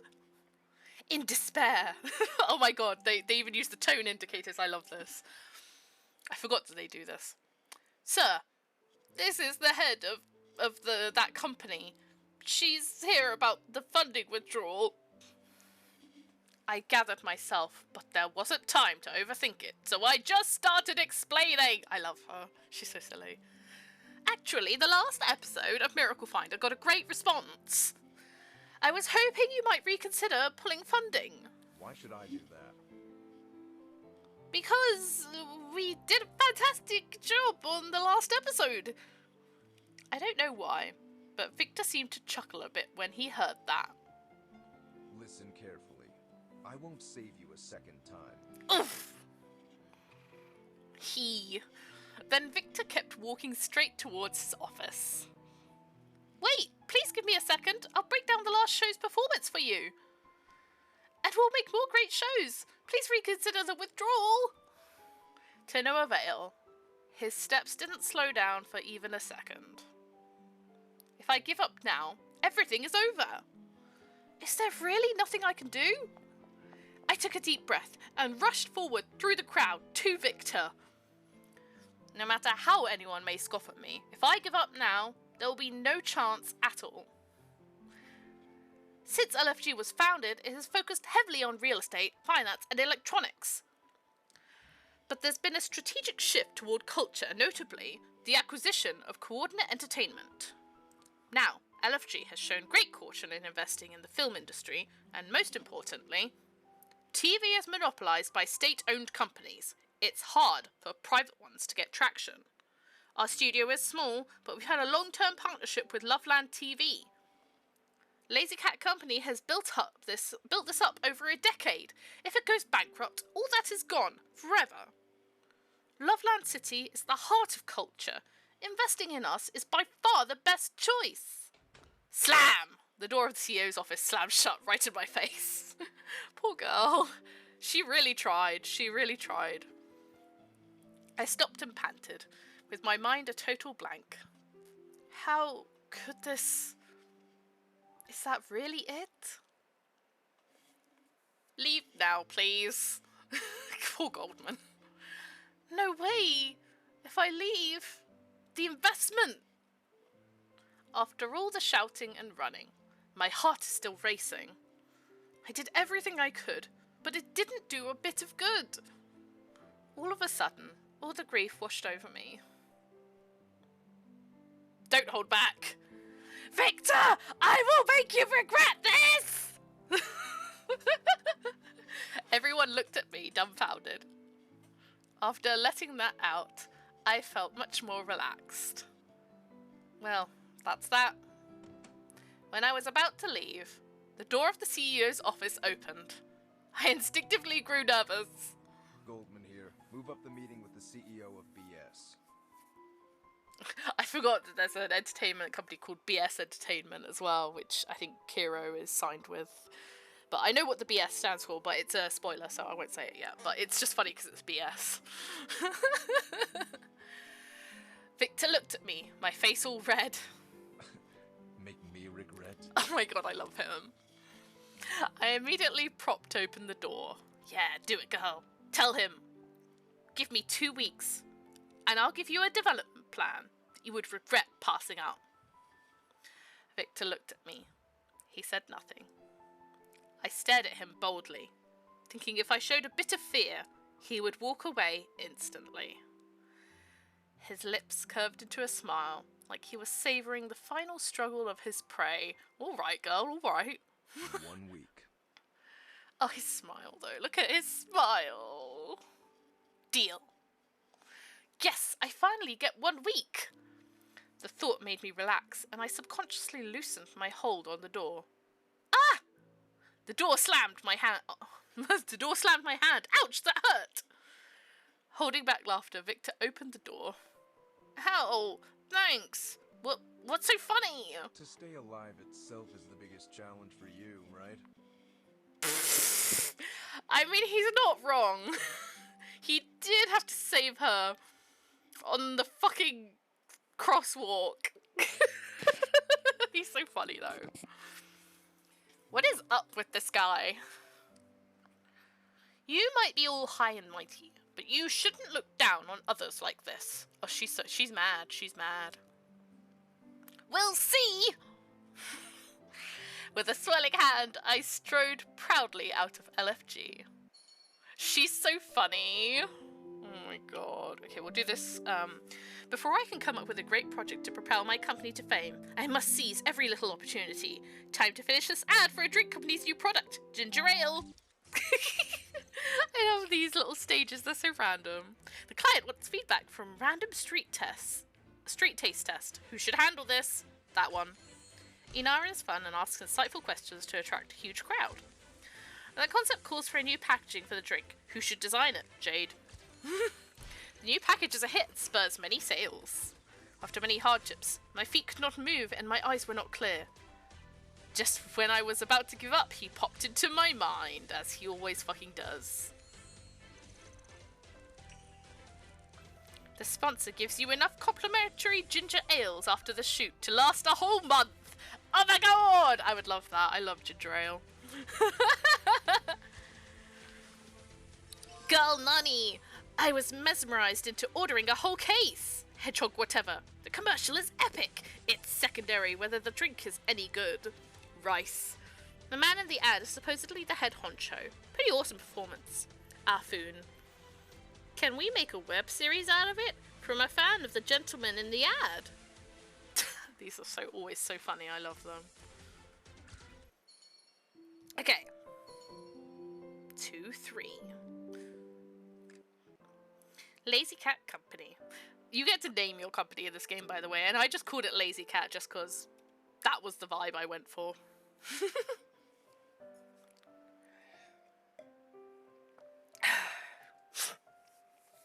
It's easy to bluff, but what on earth is a plan that will make Victor regret? Facing the empty screen, I feel desperate. Relatable. Does such a thing even really exist? I let my body fall onto the desk hopelessly. She's so dramatic. Hey, our filmmaker's license has finally been issued. Why did we apply for that? You forgot? It was half a year ago. You were trying to contact some young directors to do short films. Oh. 1 week. What can we do with that? We're not even going to make payroll next month. And now the other investors know all about the drama between us and LFG. Nobody will back us now.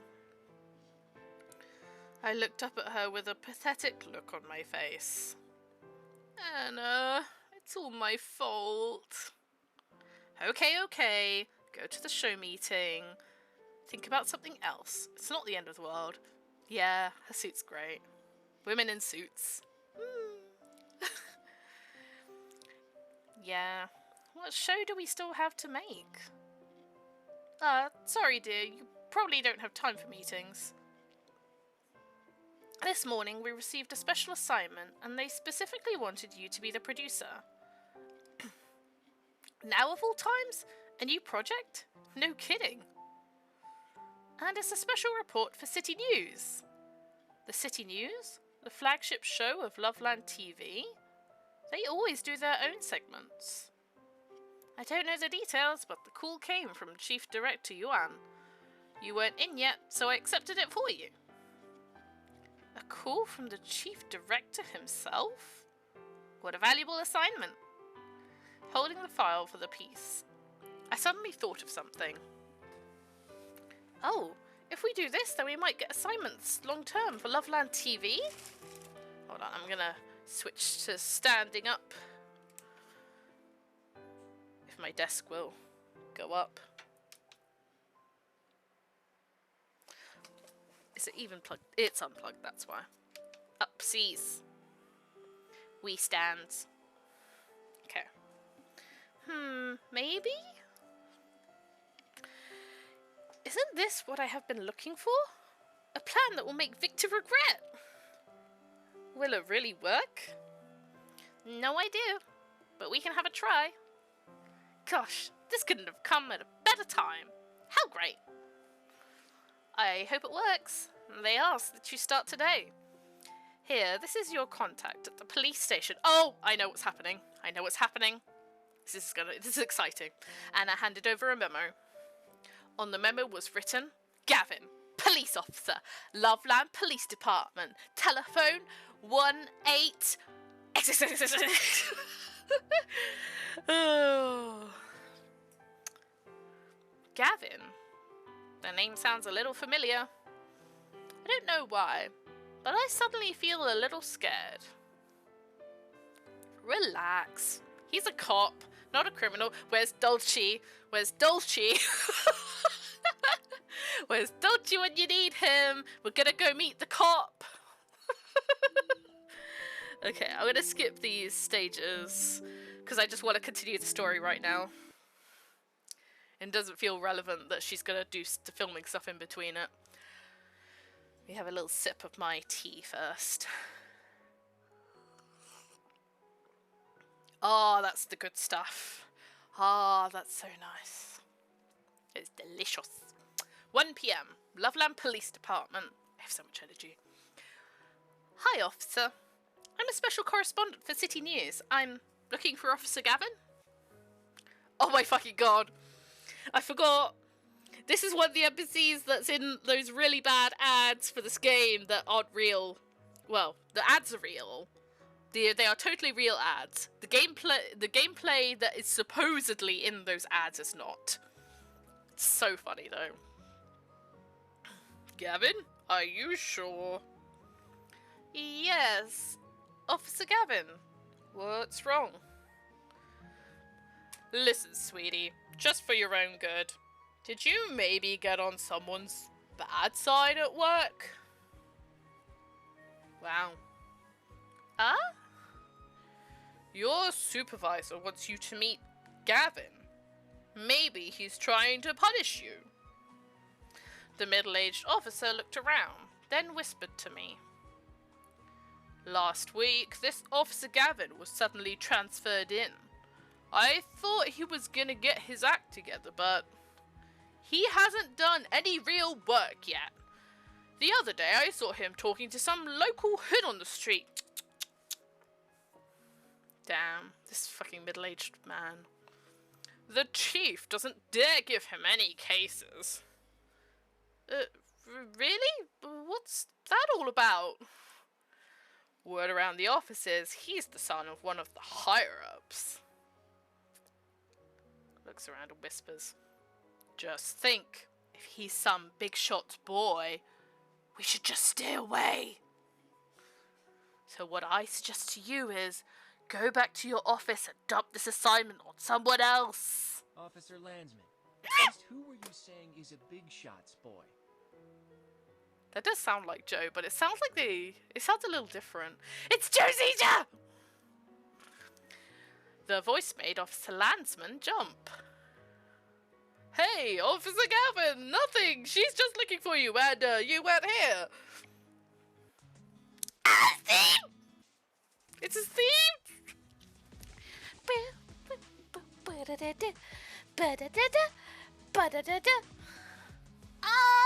I looked back. A tall guy wearing all denim was walking over. Oh, he's so hot as well. There's something really funny that I saw on Red Note, XHS, Zhao Hongchu, however you want to say it, this morning on social media. I saw someone put Gavin and Xavier from Love and Deep Space and Gavin, side by side, and Gavin's hair is literally just a mirror of Xavier's hairstyle. Well, Xavier's hair is a mirror of Gavin's, but Xavier has silver hair, Gavin has brown hair. But it's funny because I've been thinking all this week, while I've been watching Laurie replay Love and Deep Space in the main story, that, oh, thank you. I have been gifted cookies. I was just thinking that, while I was watching Love and Deep Space, that Gavin and Xavier have really similar vibes. There's lots of similarities, so you can see where they got a lot of the inspirations for some of Xavier's character from. They're still their own individual characters with their own individual stories, which I think is great that they didn't take, like, they didn't take anything too significant. It's just like very basic personality things, right? So it's like, you know, it's like when people compare their pets to each other, right? It's like, oh, my cat does this and my cat does that. That's what it feels like. It's not me being like, oh, they obviously took it from this game. It's like, no, it's just, they're similar. They have little inspirations, and I love that. I love it so much. I'm very excited and happy, I'm sorry. Well, I'm not sorry, but, you know. Even without the uniform, he still gives off a strong, uptight feeling. He fixed his eyes on me, making me feel a little afraid. He somewhat impishly raised the corners of his mouth in a smile. Do you remember me?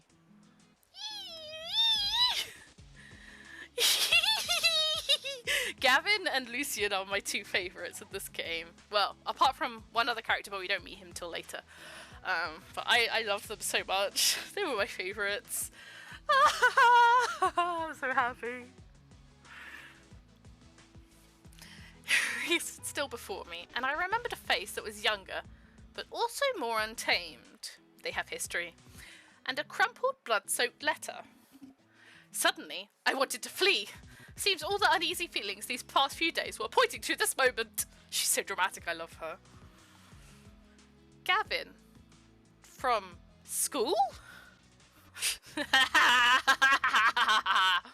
Gavin, a notorious problem student back in my high school, more of a gangster than a student. There were a lot of rumours about him. Arrogant, callous. He even fought a PE teacher. I love him. In our school, nobody would dare to speak to him. I never took the rumours seriously. Until one day I saw him corner a boy in the alley behind the school. To this day, those cold, steely eyes still make me shudder. It's funny because his eyes are like amber yellow. What's more, later there was that horrible letter. Anything wrong? I think it is Joe. Yeah. Because it's still the old voice actors, so Joe voices Gavin, and he does a fantastic job voicing Gavin. No, nothing. Just never thought you would be a cop someday. But from what the old cop said, he's not a straight arrow officer either, for sure. Surprised? You probably thought I would be in a jail rather than a police station, right? He was smiling, but I felt only coldness enveloping me. Deny instantly will be awkward. What are you talking about? It's just such a coincidence meeting you here. You think this is a coincidence? Huh? Forget it. Why should we talk about that anyway? Let's go. It's hard to tell actually if it is still Joe or not, because it sounds too high-pitched to be Joe, but then the intonation sounds a lot like Joe. I don't know, it's hard to tell. Lucian's definitely sounded like Bill though. Bill Rogers. To where? Excuse me for a second. Gavin took a glance back. To investigate. He sounds so baby. Oh, okay. I can't say no, so I just follow along as best I can. Gavin is tall and he walks fast. I almost have to run to keep up. Gavin, where are we going? I still have no idea what this is all about. He turned back, giving me a folder. Once we're on the road, you can take a look at it. Oh yeah, that's definitely Joe. Yeah, I can hear it. Yeah, definitely Joe. I took the folder obediently, and then I found he had slowed his pace considerably. Aww! Is he slowing down for me? I felt a little surprised. If you need to shoot other shows in the future, you can come to me. I love his theme so much. Thank you, Gavin. Gavin would be great on camera, but I'm not sure I'm brave enough to invite him on. Okay, let's go to the next story stage.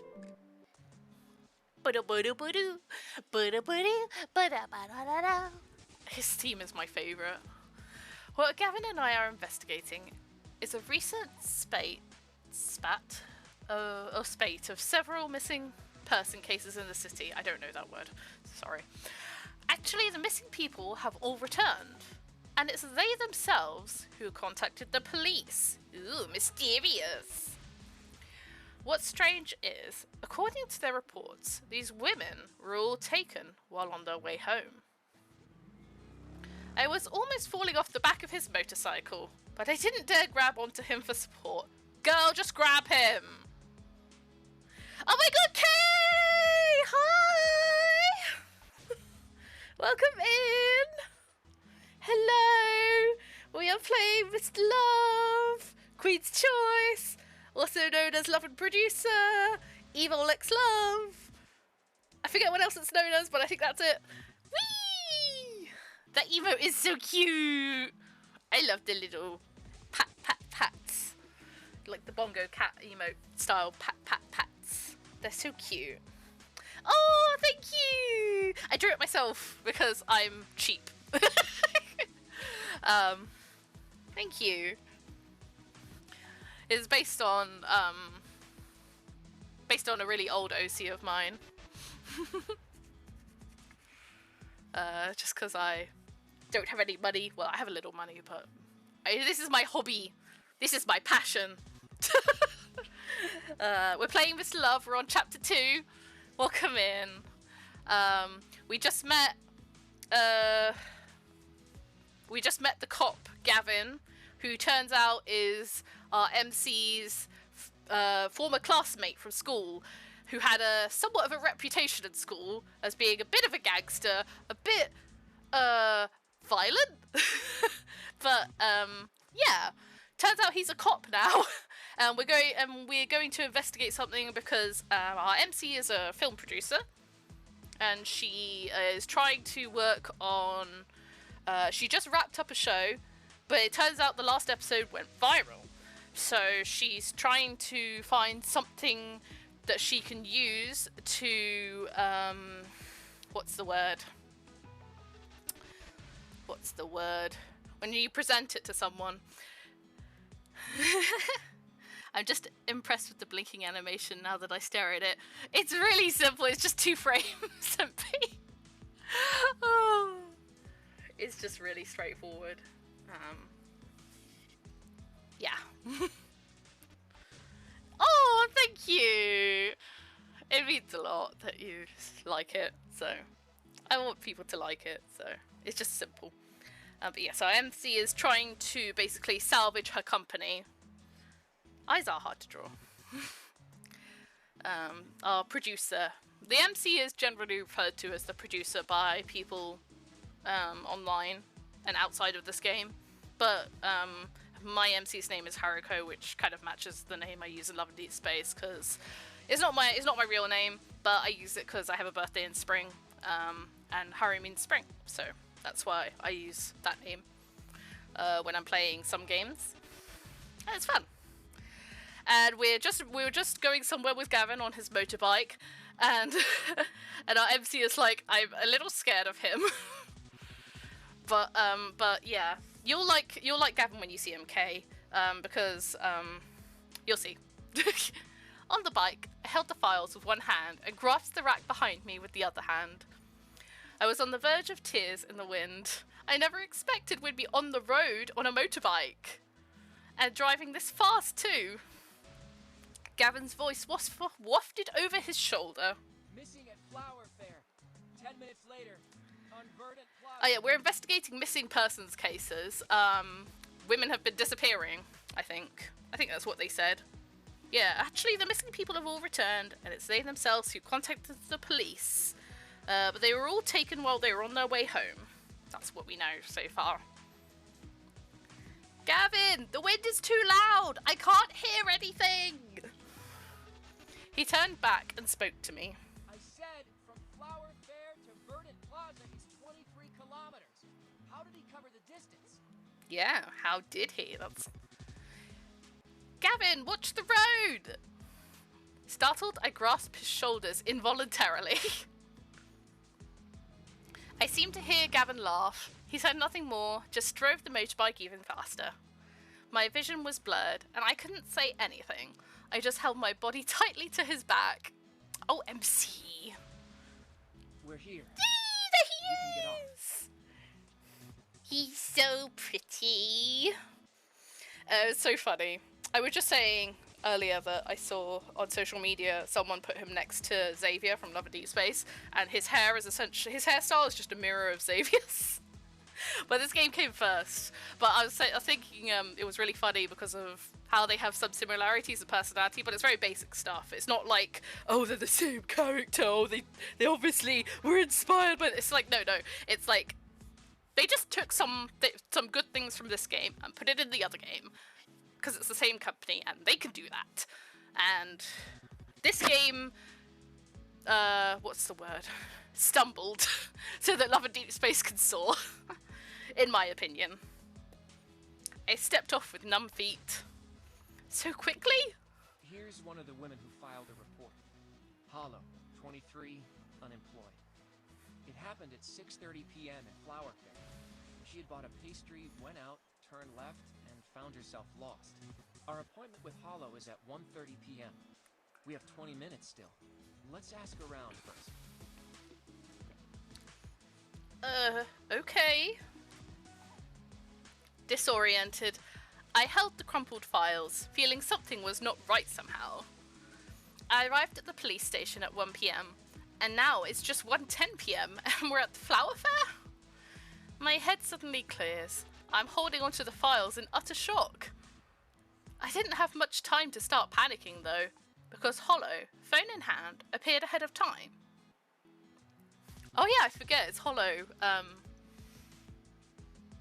If I remember correctly, I think I forget, but she might be, I can't remember if the game hints at her being, you'll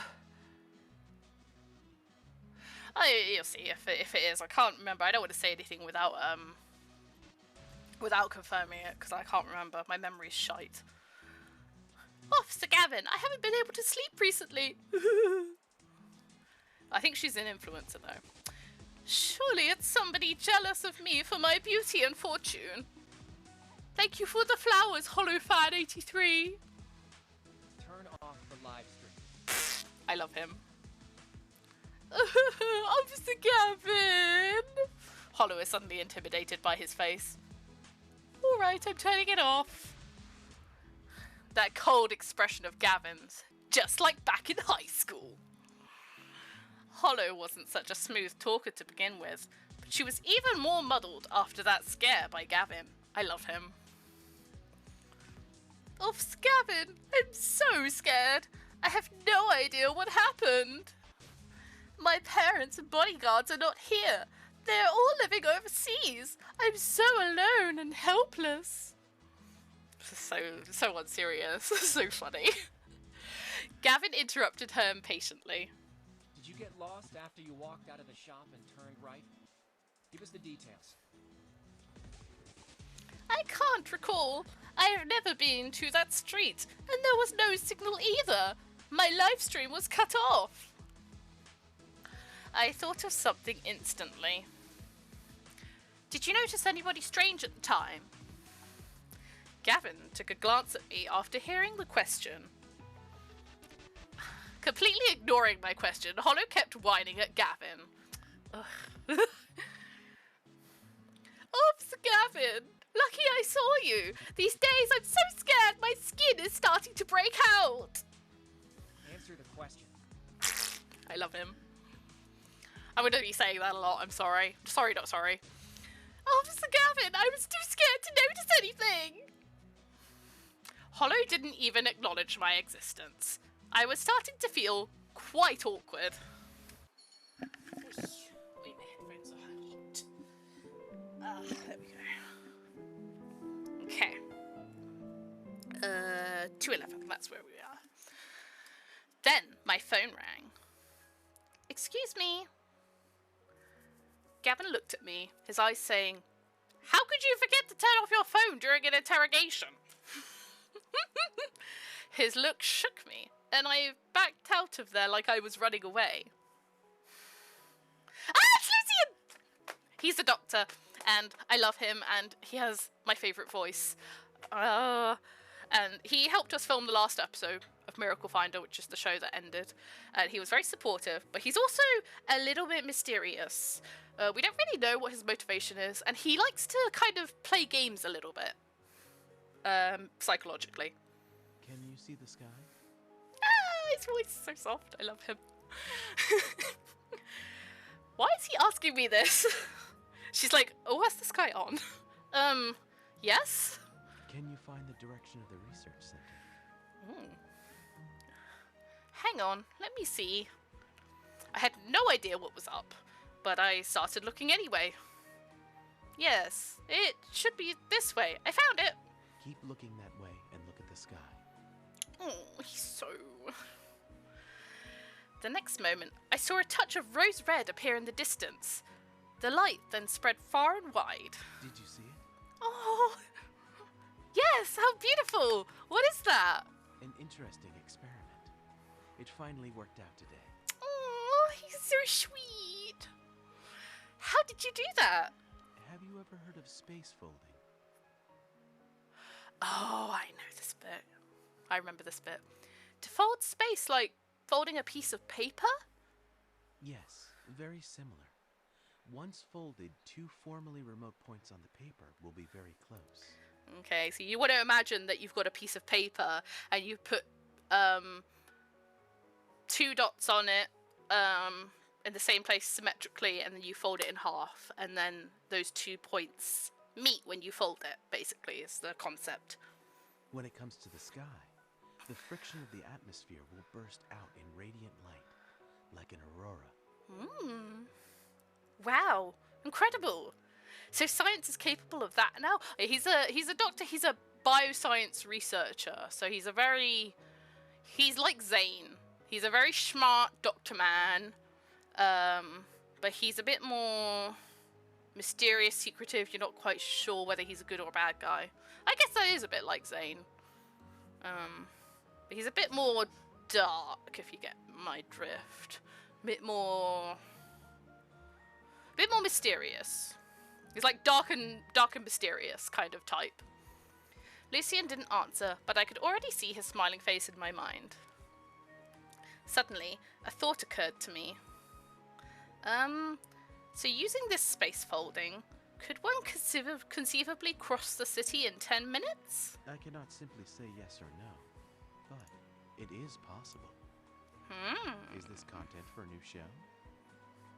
Yes, it's a special news piece, though I think it's better suited for Miracle Finder. Don't worry. Any special news piece you make will be special indeed. He's so supportive of us! We stan a supportive man. I don't know why, but Lucien's words really boosted my confidence. Thank you, I will try my best. Today, people from Miracle Finder came to discuss plans for the next show. At first, I wanted them to leave. Why? What happened? I thought you would come yourself.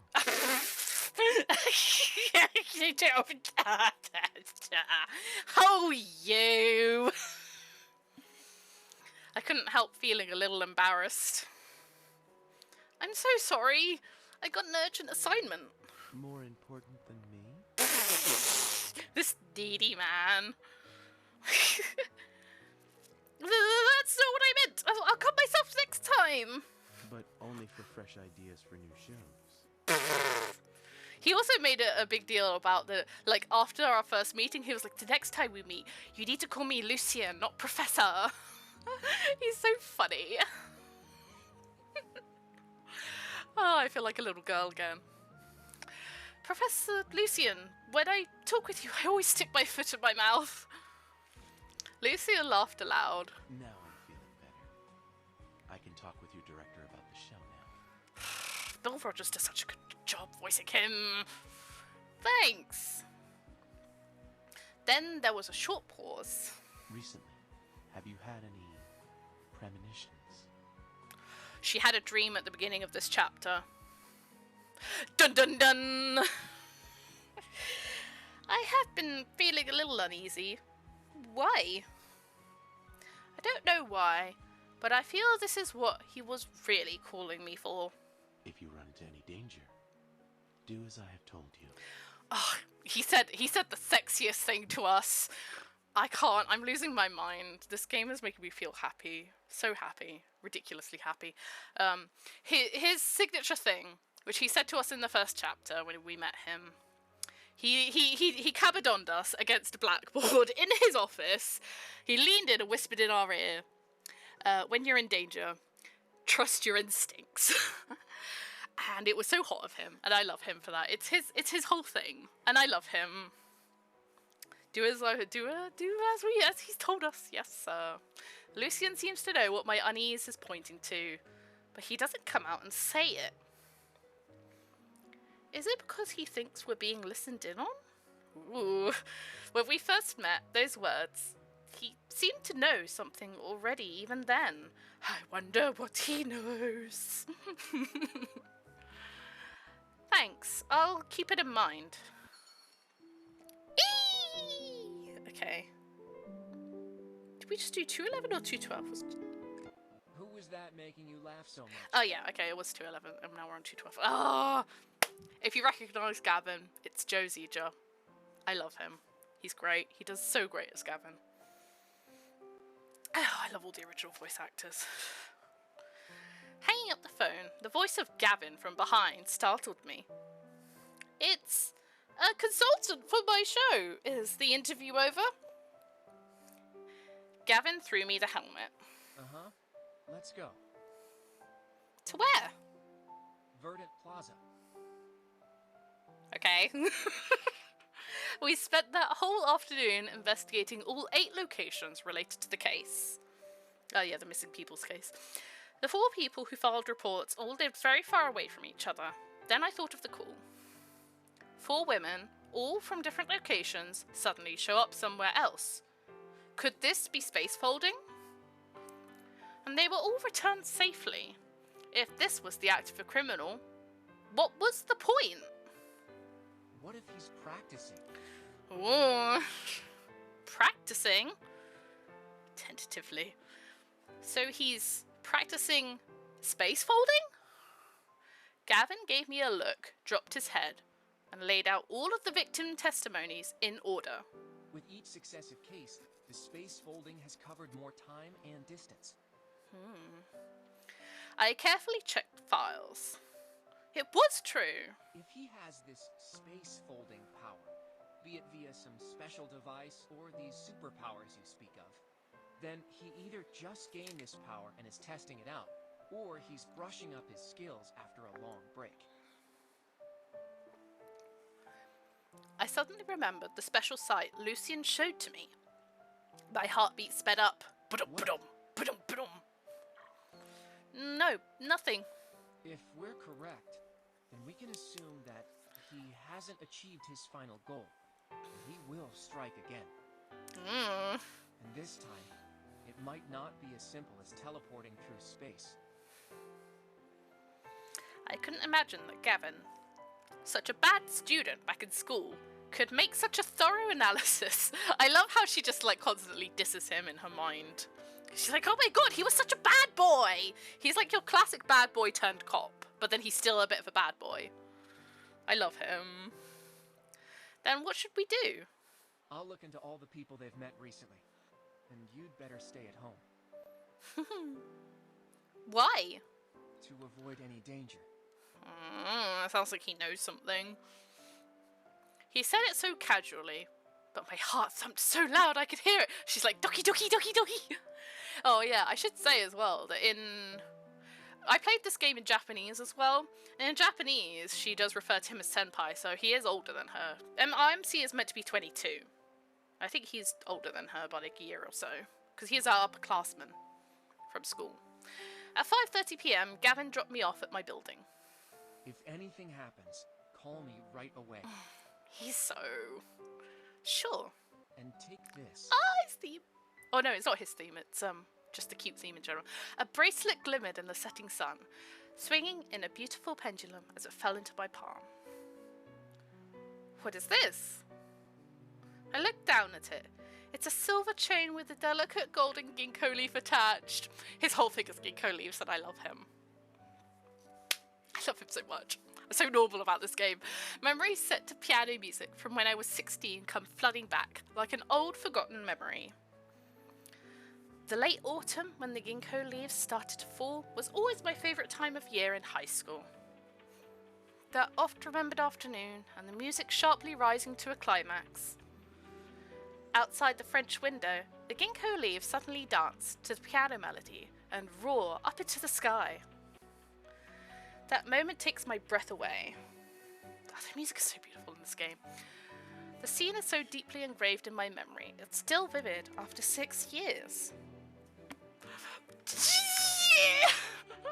It's been 6 years since I first played this game, so that just hit me.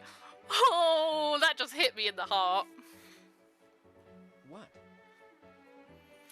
Nothing. Gavin, why are you giving me this? I put a tracker on it. Sir!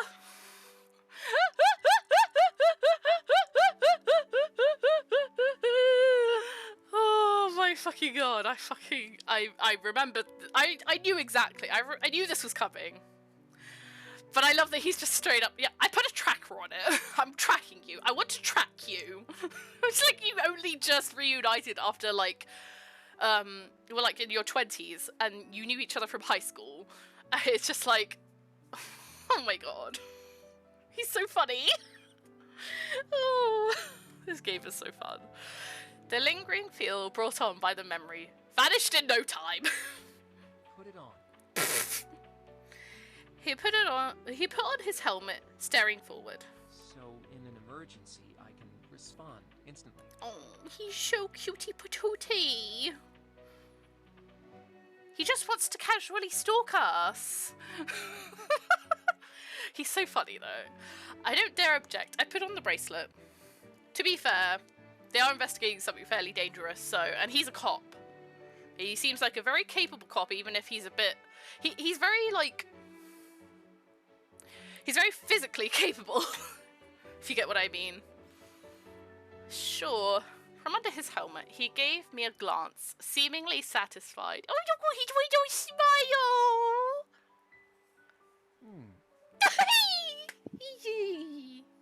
I love him. The motorbike sped away in a cloud of dust. The little golden ginkgo leaf shines softly under the setting sun. Gavin. Seems like he's changed since high school. I love him! Okay. Hold on, let me take a sip and then we'll hop into the next story bit. Oh my god. I love this game so much. I missed this. I miss this feeling. This is how I felt playing, like, the main story of Love and Deep Space for the first time. Not surprising because same company that made it, but you know. Let's hop in. In the following days, I was constantly busy sourcing out materials and plans for the special news piece. Fully absorbed in my work, that uneasy feeling seemed lifted from me. The feature Folded Distance collaboration by Miracle Finder and City News successfully aired. A special news piece with a Miracle Finder flair certainly piqued the interest of a lot of people. The episode snagged an all-time high of playbacks and became a hot topic of conversation. Heck yeah! We'll show Victor! Show Victor! The number of followers of Hotto's feed even skyrocketed from 10k to 200k. The next time I left home was the day I had to deliver that report at LFG. We're gonna show Victor! We're gonna show Victor! We're gonna get a girl boss all over him! Not in the way you think. They're quite nervous. I have to face this myself. No matter what, this is my last chance. I think I'll be able to get through chapter 3 today as well, actually. Loveland Financial Group. Hey, why is Goldman not here again? I made an appointment today. Hey, you again. The staff looked at me, trying not to laugh. Oh yeah, because like what happened last time. I guess what happened that day is still water cooler talk at LFG. I felt a little flushed. Oh yes. I'm not sure what way I did think about it now. I'm wondering. Excel spreadsheets. We're gonna give him a PowerPoint on why he needs to keep funding our studio, and we're gonna show him that we're the best boss and not him. Facts. No, it doesn't actually. But that's how I imagine it goes down. But she's basically she was basically said that she was gonna write a report for him or something, or she had like a week. Casually brings out the old Windows Live Movie Maker presentation. Oh my god, MP, yes! Yes. Oh my god. Windows Live Movie Maker, I miss you. But yeah, she did kind of embarrass herself publicly last time she was here by kind of... She talked smack about Victor, and then he went right up to her and was like, you... It was really funny. I came to report to the CEO. Goldman is probably working on something else. Please wait at the door of the CEO's office. I waited at the door as told. The door opened earlier than I thought, and the person coming out was not Victor. Oh, instead it was a hot figure in haute couture. With a sexy face, her collar and lipstick a little dishevelled. Oh, what are they up to in there? Oh, then those limpid eyes that the whole world could fall in love with were levelled at me. I do love droopy eyes. She has very pretty eyes. She's very pretty. It was the winner of Best New Supporting Actress, Cheek. I don't know if I'm saying that right. Cheek. Chic. I'll say Chic. What is she doing? Walking out of Victor's office like this? Ooh. Oh, this is such a trope. She looked askance at me. I don't know if I said that right. This is the CEO's office. What are you doing here? I'm the head of Lazy Cat Company. I'm here to deliver a work report. Enough. I don't want to hear your clumsy excuses. Well, you asked, didn't you? Lazy Cat Company. So, you're Haruko? I heard about those stupid things you did. I warn you, don't harbour any unrealistic fantasies about Victor. Apparently, she misunderstood something. She seethed with hostility at me. This is such a trope. He is mine. Oh my god, she's so funny. Leaving me with no chance to explain, she pompously strode off. So there was something going on between Victor and this superstar after all. Is this an unspoken business arrangement? Or a secret love that they don't want others to know about? I love this. Getting gossip on Victor firsthand. Countless possibilities flash through my mind. I love that she's like, oh my god, I need to report on this like a paparazzi. I've got dirt on him. Oh my god. She's so into it. It's so funny. If I mess up with the report, is it possible to threaten him with this? I love her. Then I thought of Victor's chilling face, and I instantly trashed the idea. The door was left open. I took a look inside. Ah! Sorry. I love him. I love all of them. Victor is frowning, seemingly worrying about something, and his tie is loosened. MP! No way. He's not in a good mood. Perhaps they were quarrelling just now? Well, that's one way to get my heart rate up. Oh, I love his theme. All their themes are so good. This is Victor's theme, the music. Oh, it's so like, you could like sway to it. Oh, Mr. CEO. Not a good time for anything. Okay, be brave! But here I am. I knocked on the door bravely. I love that she said that out loud. She's so funny. Sir, may I come in? Ah, look at him! Oh my god, he looks so young in this. Victor took a look at me and his brow unfurrowed. Come in. I carefully reminded him. Your tie. Victor looked down and hurriedly fixed his tie. Then he stopped, seeming to think of something. When did you get here? He's so flustered. He's so cute. Ugh, look at him. When Sheik was leaving. He frowned again. I rushed to explain myself before he could speak. Sorry for the misunderstanding. I will find a chance to explain it to her. Why do you care about Chick's opinion so much? Oh, Chick. Yeah. So funny that her name is Chick. Of course I do! Victor thought for a moment, and then his forehead furrowed, like he had just understood something. There is nothing between her and me. Don't go around spreading any rumors. And I immediately shot that down, even though she was like, he is mine! But it's just that she's grafting. She's grafting on him. But he's just like, fucking hell, these bitches. But that's totally different from what I saw. But actually, it's true that there's never been a peep of gossip about a romance between Victor and Chick. And Chick has always said publicly that she's single. Oh, rest assured, sir, I won't say a thing. I'll keep it to myself. You'll keep what to yourself? You have nothing to keep. He's so done. Right. I know nothing. So awkward. Is there something I should know? Victor frowned again. Forget it. Why are you here? I adjusted my posture, trying to make myself more serious. Serious time. Boss time!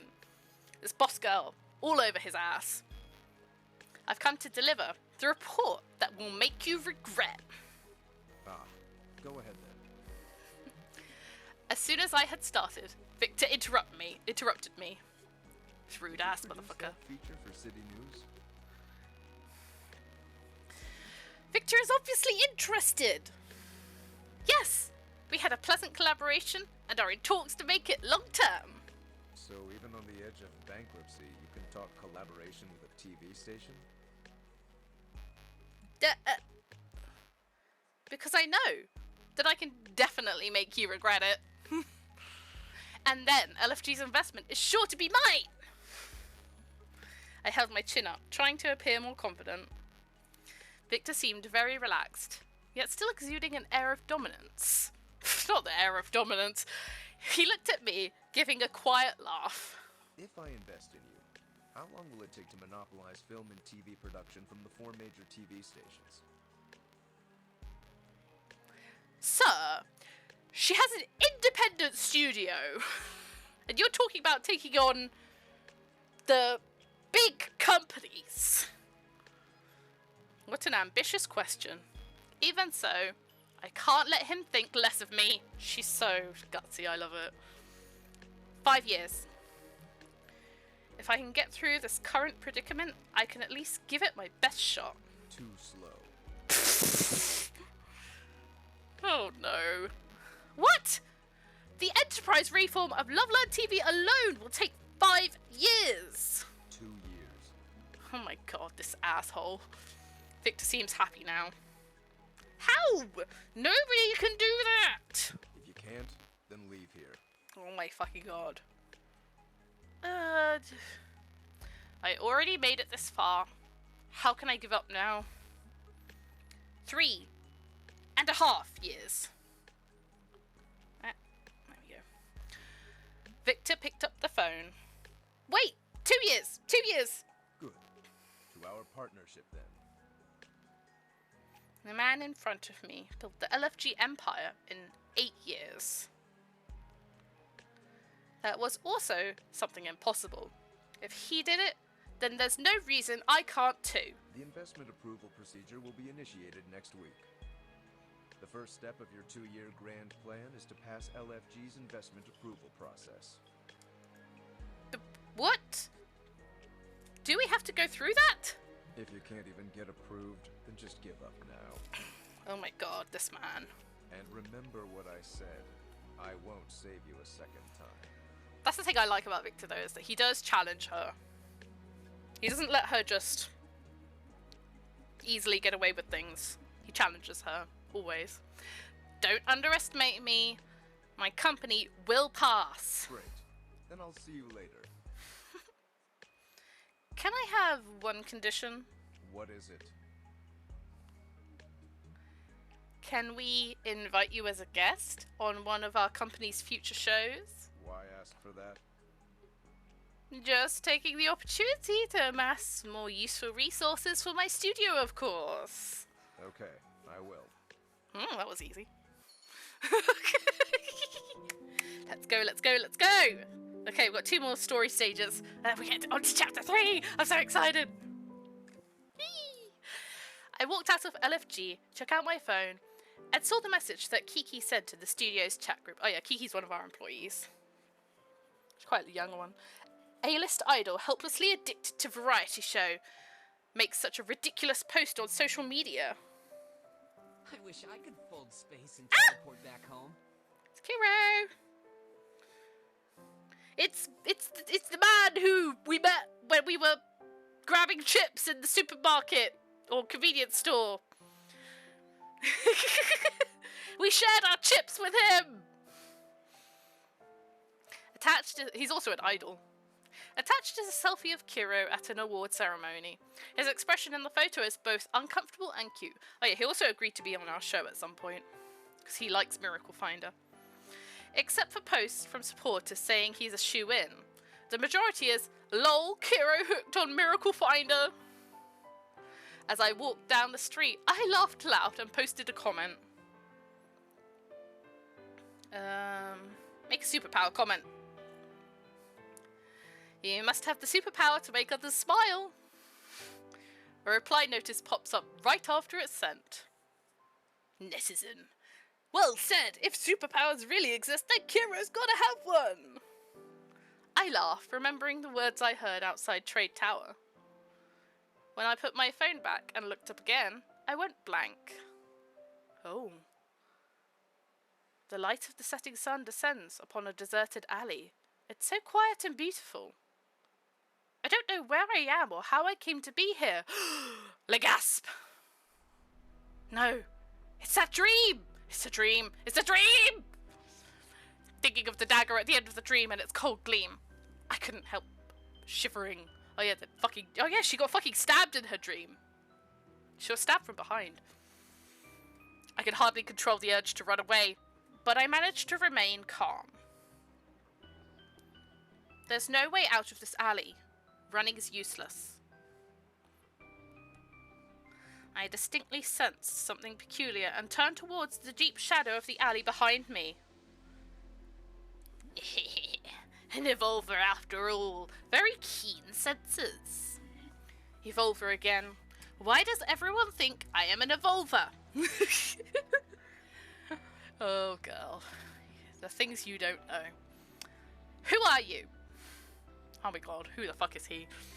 The falling sunlight fell upon the man in the shadow. What a pity. You won't experience the moment when your evil awakens. Time to die. Oh my god. Oh no, he drew a dagger and approached me.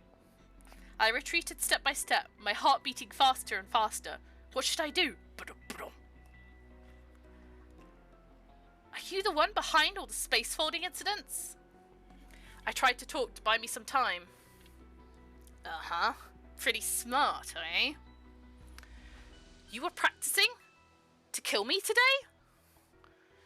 I don't think I don't know what you're up to, but sorry. In my space, no one will come to interrupt.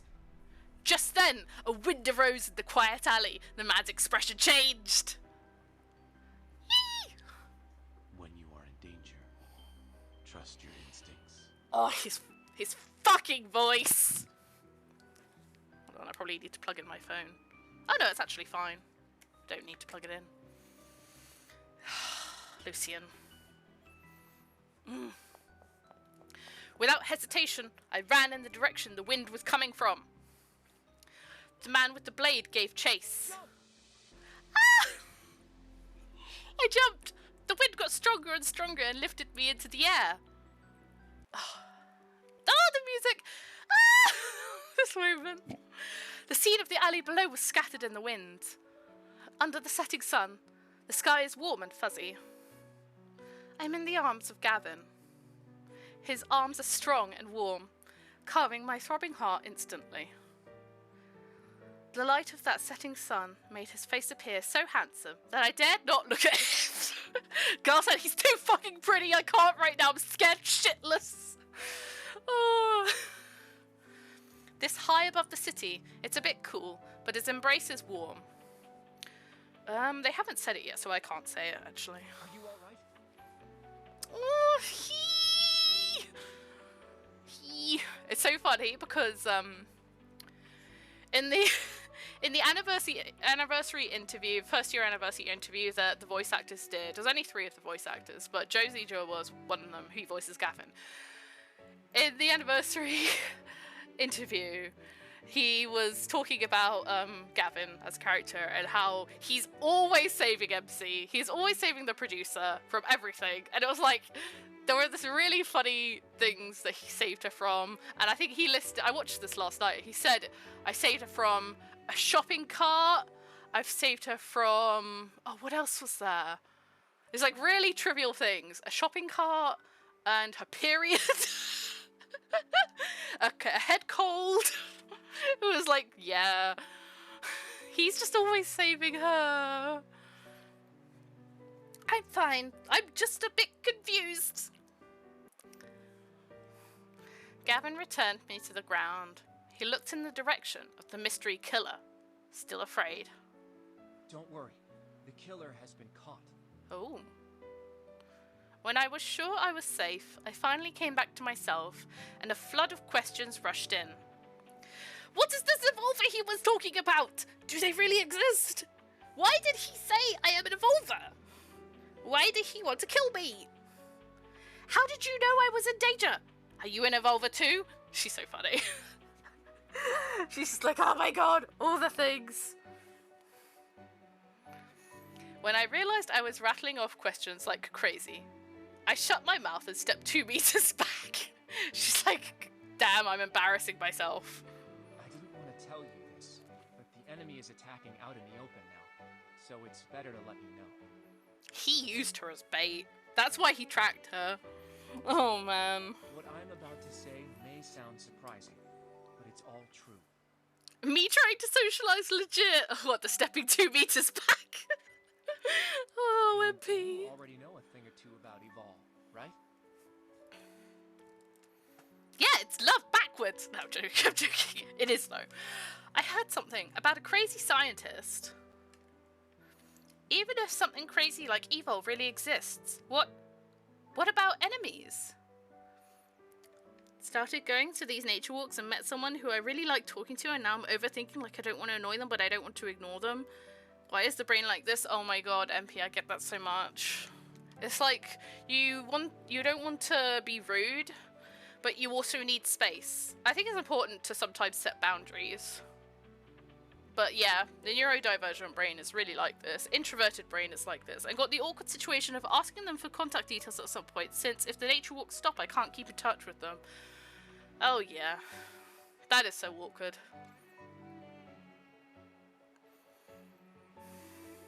Yeah, I think you just be straight with them and just say, well, I really enjoy your company, so if it ends up being that we can't meet up, I would hate that. So can you please give me what's the best way to contact you? That's what it is. But it's so hard, yeah. They've walked over to me multiple times too, yeah. Oh my god. What about enemies? These enemies appeared long ago. It's just you never noticed. And if they glare at me and run, then I'll take them as a sign. Help! You remember the car accident? It was no accident. And these guys are from the same organization. Gasp! There's somebody out to get her!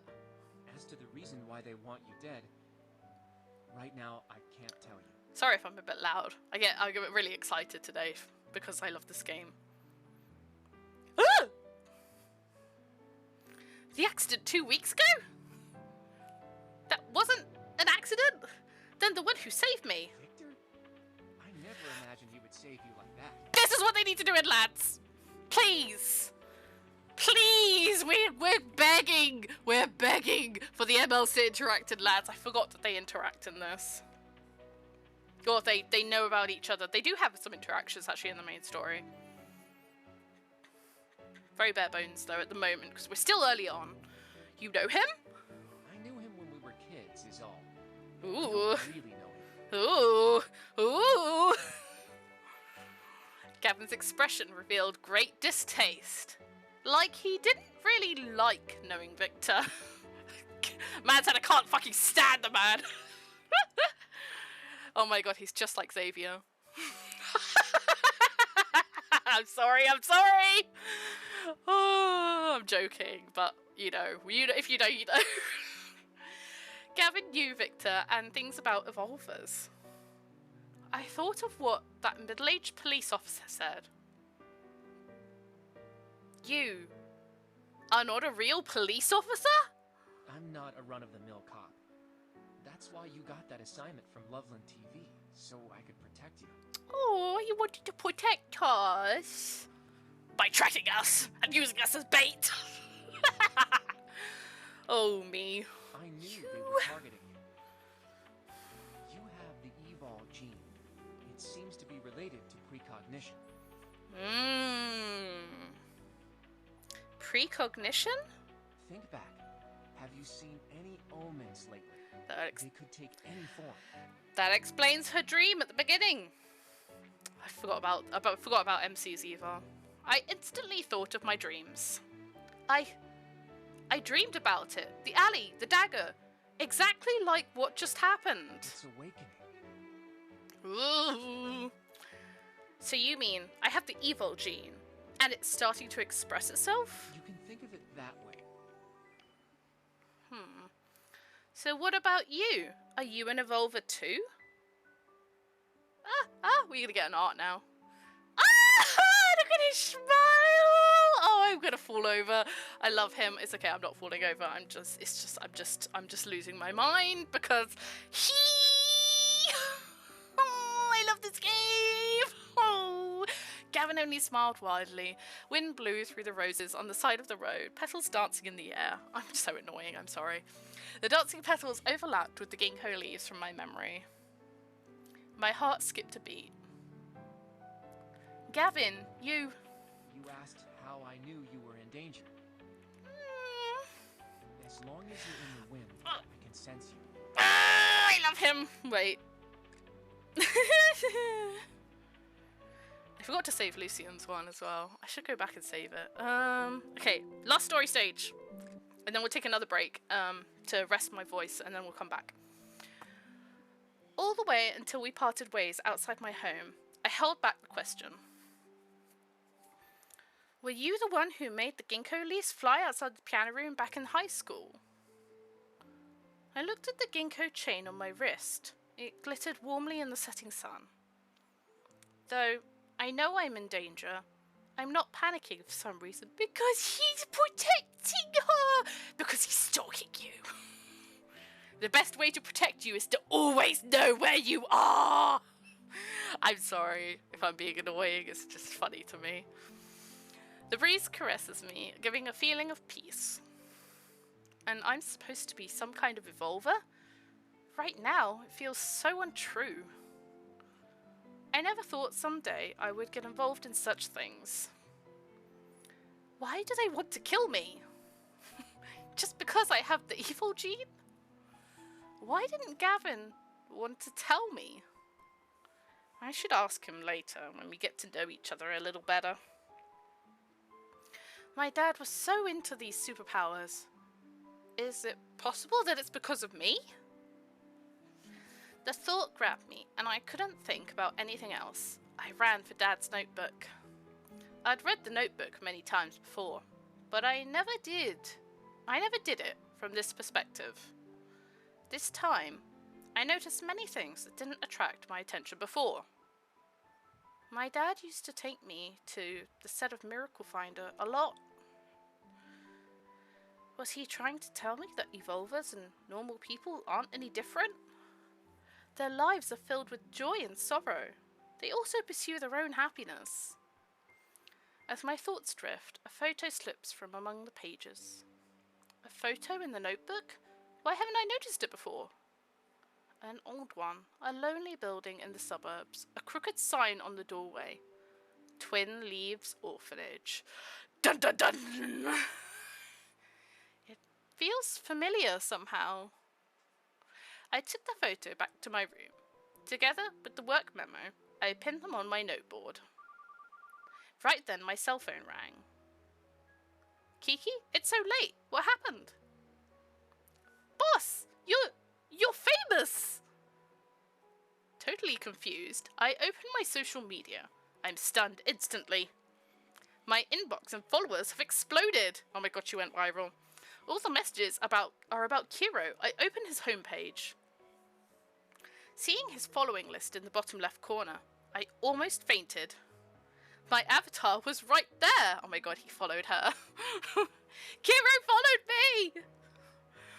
This isn't a fake account, is it? Oh my god, girl, please. I refreshed the page, and his verified badge and number of fans told me it was really him.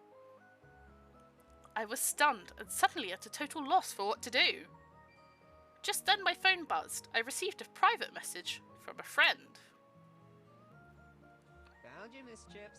Ah! Oh, the way he calls her Miss Chips. Oh, that was wonderful. Oh, I love Gavin so much. Love this game. I want to get through the next chapter. But first, I'm going to take another break because my throat is still going and I need a little break because I'm getting a little sweaty. I'm very excited. So I'm going to have a quick 5 or 10 minute break again. We'll be back soon. Just get up, stretch, do whatever you like. And yeah. See you shortly.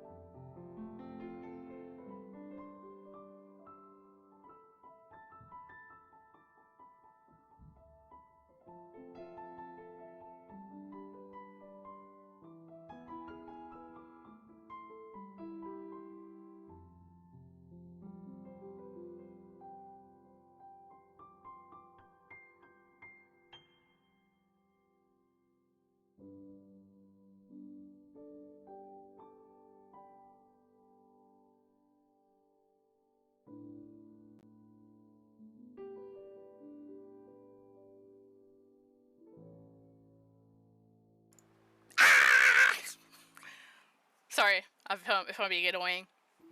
I'm back! I am so ready. I am ridiculously hyper and happy right now. I think this is like this is so fun. I'm really enjoying this. I'm really enjoying going back to this. I'm so happy. Oh my god. This game was so much to me 6 years.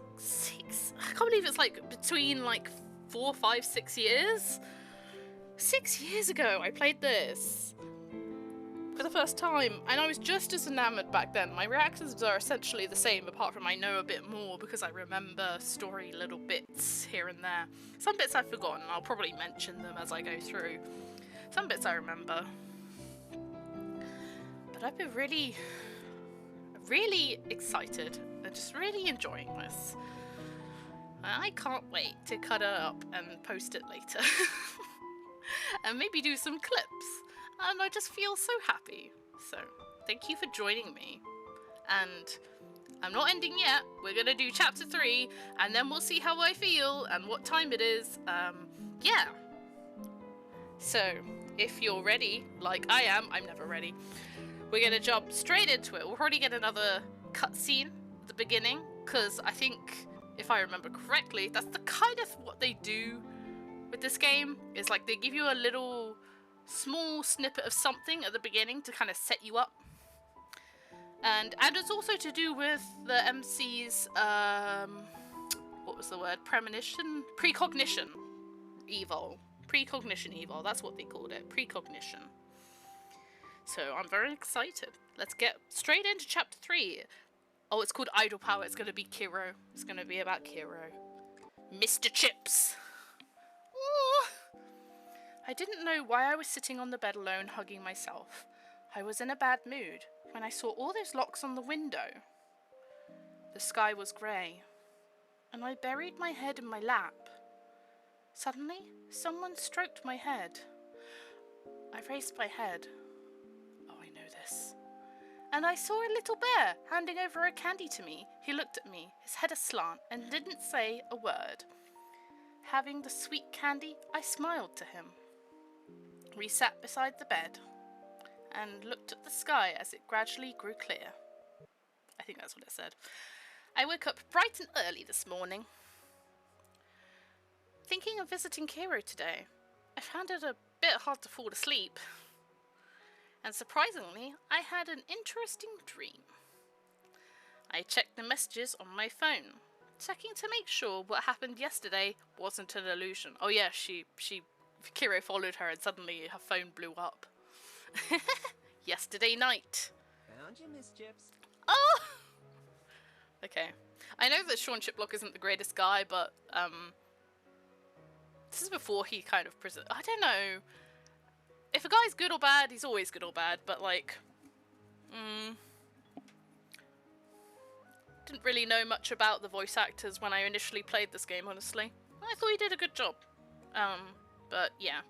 I know that there's been a lot of controversies with him over time. Some his fault, some not.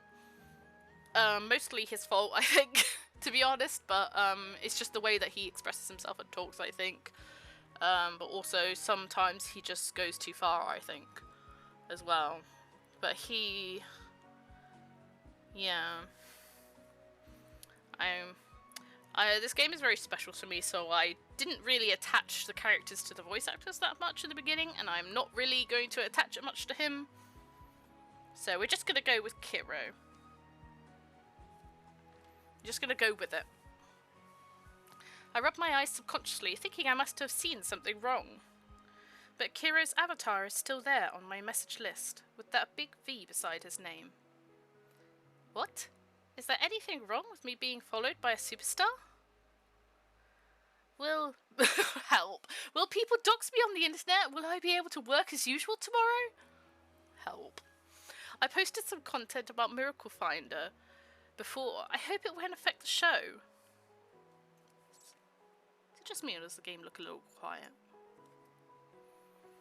I took a deep breath, prepared to face any possible backlash, and then I tapped to see the 99 plus comments. Oh my god. Hey, Kiro followed the producer of Miracle Finder. Will I see my favourite star on my favourite show? Looking for a ticket. Who has a ticket to Miracle Finder? I love this. Are you recruiting staff? I have a college degree. Help! Not that I have a... Are you recruiting? I have a degree. Help. Everyone is talking about Miracle Finder. What a relief. And now that I think about it, ever since Kiro started in the business, he's never had any negative press. Public opinion never goes sour on anything connected to him. Kiro escorts girl to hotel late at night. Pics, and it did happen. Help, not the paparazzi. Comments. Kiro is so considerate, so late, and he still makes sure his staff gets to their hotel safely. Oh my god, the Delulu fans. Exclusive. Kiro caught napping on film set. Kiro has been working so hard. He really needs some rest. He looks so cute while he's sleeping. Ah, Kiro has a right to act like a diva. I'd watch him diva it up all day long. He's like a little sun with no dark spot at all. No wonder people say he has a superpower. He really is loved by everybody. I felt it myself today. I thought a while and replied to Kiro's message. I still can't believe it. Are you really Kiro? Before long, he replied. Of course it's me. I bet you were really surprised. Yeah, really, but how did you find me? That is a superhero's secret. I cannot reveal it, even to you. Fine, whatever. Still, thanks for following me. It's brought quite a few fans to Miracle Finder. That's because Miracle Finder is a great show. Aww. My fans and I have great taste. What a loyal following. Can you tell me what's going to be on the next show? Top secret. Otherwise, you wouldn't be watching the new episode. And actually, recently I haven't had much time to work on Miracle Finder. I'm not too clear on that myself. Help. Has something happened?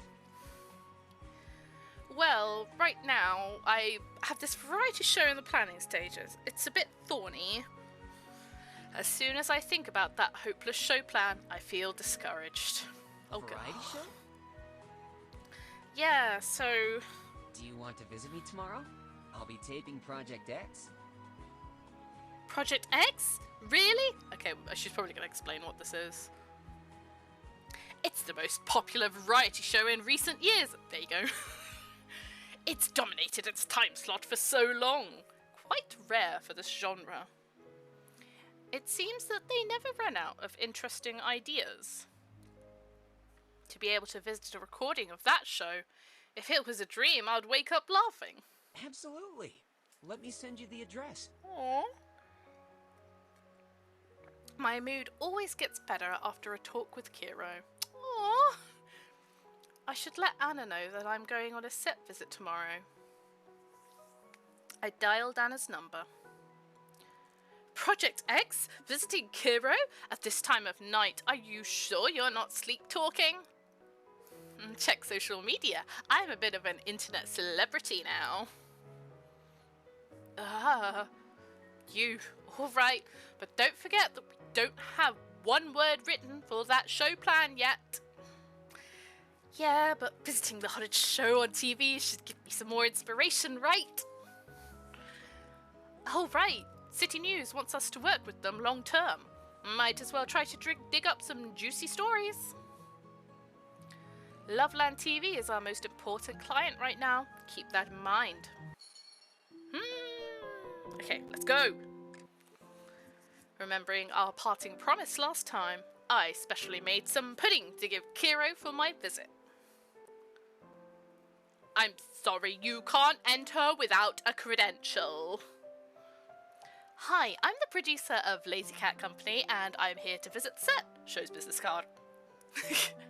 Barely looks. A fan again? Come on, you're a student, stop pretending. You did make a nice card, though. Anna didn't believe me. The staff doesn't believe it. And now I'm starting to doubt it too. Help.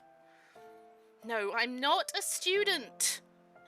I can't stand you stalker fans. Security. Please, I'm a reporter for City News. I have a press card and everything. Takes card and inspects carefully. Journalist, huh? Certainly doesn't seem like one. Come in. Good thing I also came here as a journalist. Thanks. Oh, the things a press pass will get you. Do you know where Kiro is? Are you a journalist or a journalist fan? You can't interview a guest without a reservation. Go to the makeup room for the extras if you want to interview someone that way. Don't wander about.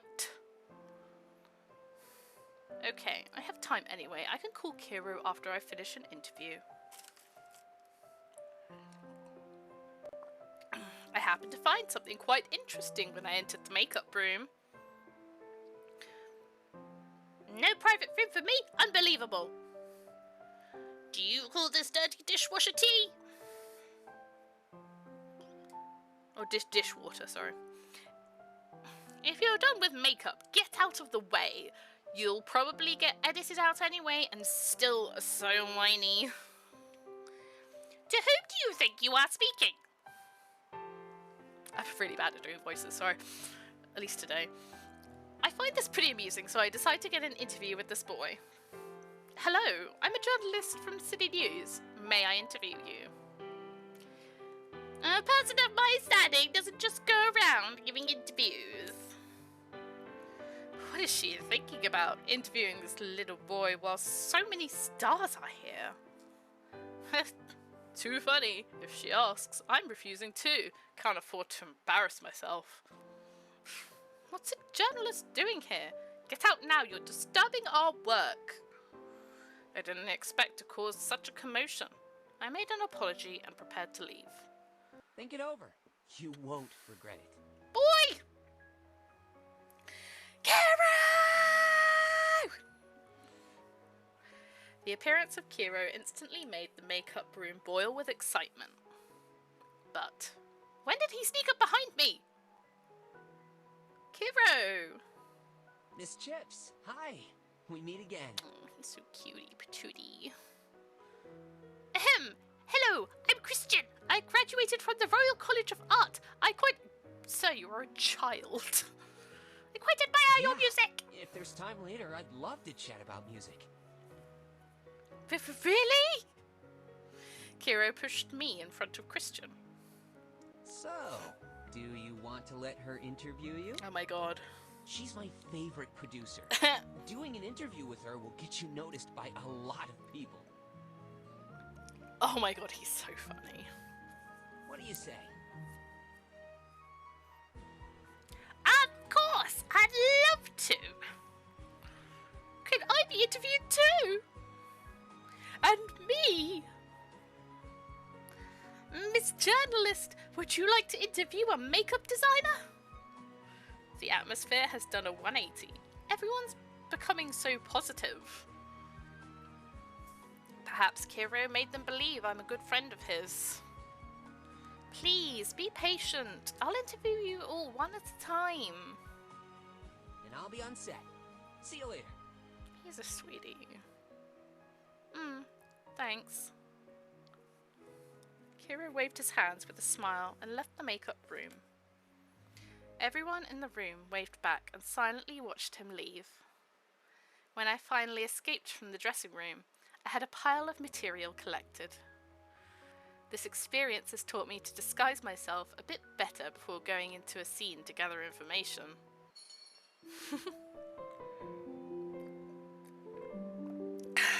Okay. When I was walked out of the makeup room and entered the set, the atmosphere was electric. Such a huge set, advanced equipment, and a full crew. The producer in me was giddy with excitement. So, this is how they coordinate the multiple cameras on the set. Each unit director has 1, 2, 3, 4 assistants on hand. Is this the script with stage directions? So detailed. This has literally happened to me. Ouch! As I was immersed in the backup script I borrowed from the camera crew, I bumped into somebody. I checked the pudding inside the bag. Luckily it was still there in one piece. Sorry, are you alright? You! The person I just ran into now, staring at me with withering indifference, was Victor! Oh shit, it's Mr. CEO! Oh, what the fuck are you doing here, sir? I never thought I would see him here.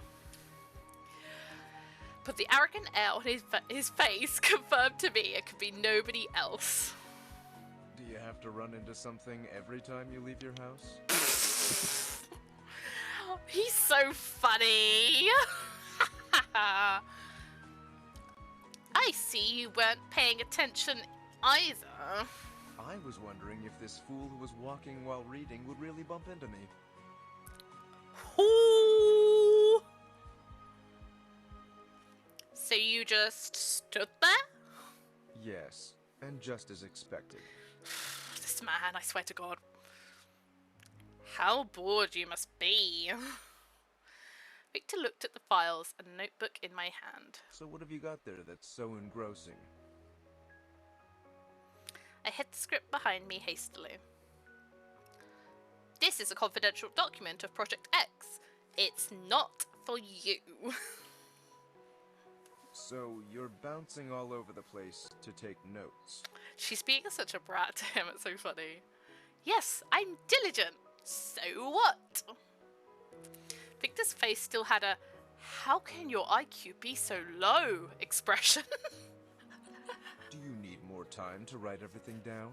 Oh my god, he's so annoying. I love him. Before he finished the sentence, everyone around us just froze. Victor had really made time stop. I looked around, not knowing what to make of it all. The shooting in the distance froze too, but amidst everyone, Kira was looking around in great confusion. Oh yeah, because Victor literally freezes time. Before I had time to think, everything went back to normal. I looked back at Victor, who was staring at Kiro. I didn't think there'd be another revolver here. What? Do you mean Kiro? If you're talking about the blonde star, yes. Kiro is also an evolver? Huh, no kidding. I looked at Kiro. He still looked confused, but he quickly went back to interacting with the host. Maybe he thought it was a hallucination? Throw your notebook away. Wow, demanding much. Huh? If you want to make progress, first you have to give up your inefficient ways. Oh. So, what's the place where you can learn to set up management the best? Try to think. He's trying to get her to think on her feet. Patronizing words as usual, but if I'm not mistaken, he's instructing me. Pudding. Oh my god. What? Is he planning to take away my pudding? I got nervous. You'd better put it in the fridge. There's a cafe nearby. Or do you want the director to taste your terrible pudding? How do you know my cooking's bad? Eyes on the road. Don't bump into anybody. Victor didn't say anything more and just walked off on his own.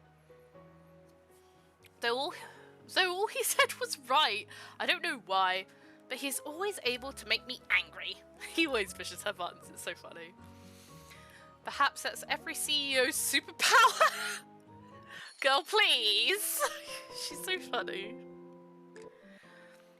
Though a little unhappy about it, I went and stored the pudding in the cafe, as Victor suggested. Gaffer, what do you think you're doing? Shooting a horror film? This lighting scared the crap out of me! Sound! Haven't I told you about the shot? We've had enough slip-ups already. If you fail again, just pack up and leave. Kira has been waiting too long! In the middle of everyone is a director renowned in the industry, Young. Oh, Young is her name. She directed the TV series that got the highest ratings in the history of Loveland TV. Later, she went out on her own, taking Project X from a 0.3% rating all the way to the top of the charts. Is this how a big director makes a show? What a terror. Right now we're shooting a promo shot for the guest, so it's naturally a little more demanding. I see. Today I just gotta push harder. You're sweating. Your lips are pale. Are you alright? The girl insisted she was, but she faltered anyway, and I held her steady. No, I'm just the boom operator. I can't hold up the entire crew. Can I help you? I took a sound recording class in college. I could do that. Okay. Thank you. I took over the boomstick and the mic.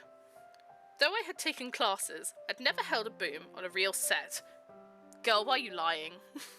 Hi, Wolf! Hello! Welcome in! How are you doing? I hope you're doing well. Happy Wednesday. Happy day. Welcome in. We're playing Mr. Love. We're going through the story and we're on chapter 3. This game is also known as Love and Producer, which makes more sense as a title, but for some reason they decided not to call it that in English. But yeah. It's a game. A visual novel game that the music gave me lads PTSD. Funny you say that, because this was made by Paper Games, and it is basically the predecessor to Lads. Yeah. This game walked. I say walked. This game stumbled so that lads could soar. I'm gonna go with that now. That's gonna be like my tagline whenever people come in and don't know that this game is the predecessor to Lads. It's basically 2D Lads, but yeah. So if you hear them talking about evolvers, funny that, because they're also in this game. But we are a film producer in this game, and things are very different compared to Lads, but they're also similar in different ways. You can really see how they evolved over time between this game and Lads. Yeah, it's because it's really old.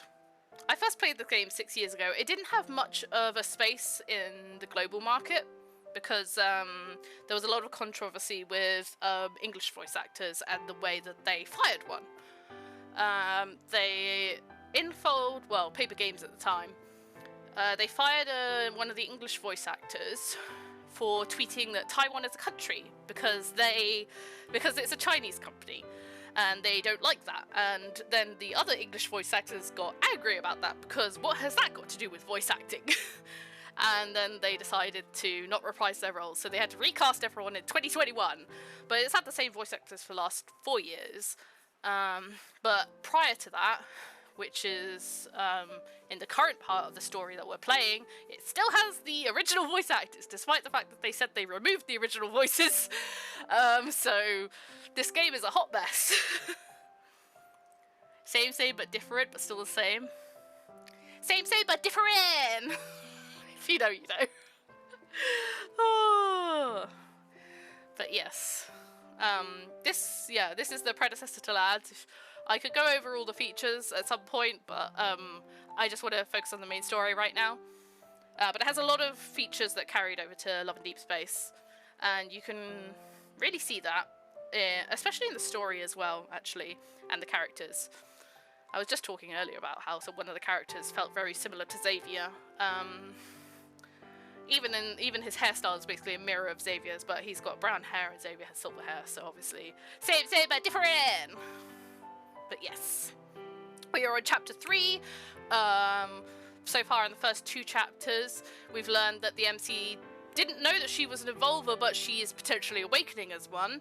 She's met all 4 of the current MLs. There are 5, but you don't meet one until later in the story, much later in the story. So there are 4 MLs in this game, and they're all evolvers, and their first meetings are all just funny as fuck. how do I explain this? Yeah, there's a doctor, there's an idol, there's a cop, kind of bad guy cop, but not really a bad guy, but like bad boy. He's a bad boy. Also school, upperclassman from school, from high school, and there's a CEO who keeps patronizing us, but is also kind of watching over us. But he likes to challenge us, because his company is the one that gives us the funding for our studio, which is just about to finish, or it's just finished filming. It's the show that she carried on from her dad, who passed away. There's a lot of backstory. I might summarize it at some point, but at another point. But I hope that is enough context. Right now, what's happening right now? That's a good question. Right now, right now we're meeting with Mr. Idolboy Kiro, because he made the MC viral overnight because he followed her on social media, and suddenly her phone blew up and everyone was like, oh my god. She noticed that oddly there's no bad press about this idol, Kiro. That's his name. He's blonde, blue eyes. Very happy, outgoing. He calls her Miss Chips because we first met him in a convenience store when we reached for the same bag of chips. Dr. Idol, bad cop, CEO, crazy but interesting lineup. Yep, it's definitely a lineup. Oh, it's great though. I love this game. And so we went to meet Kiro after he followed us on social media, and we got back in touch with him. And I think she was going. Oh yeah, he invited us onto the set of a variety show because she's going to plan for a variety show. And he's basically filming for like one of the best variety shows. So he's like, come to the set and, do whatever, because I'm an idol and I can placate everyone if I need to. Because I'm super famous. And she just ran into Mr. CEO on set because I don't know why he's there. He probably has too much time and money. Yeah, the CEO's name is Victor.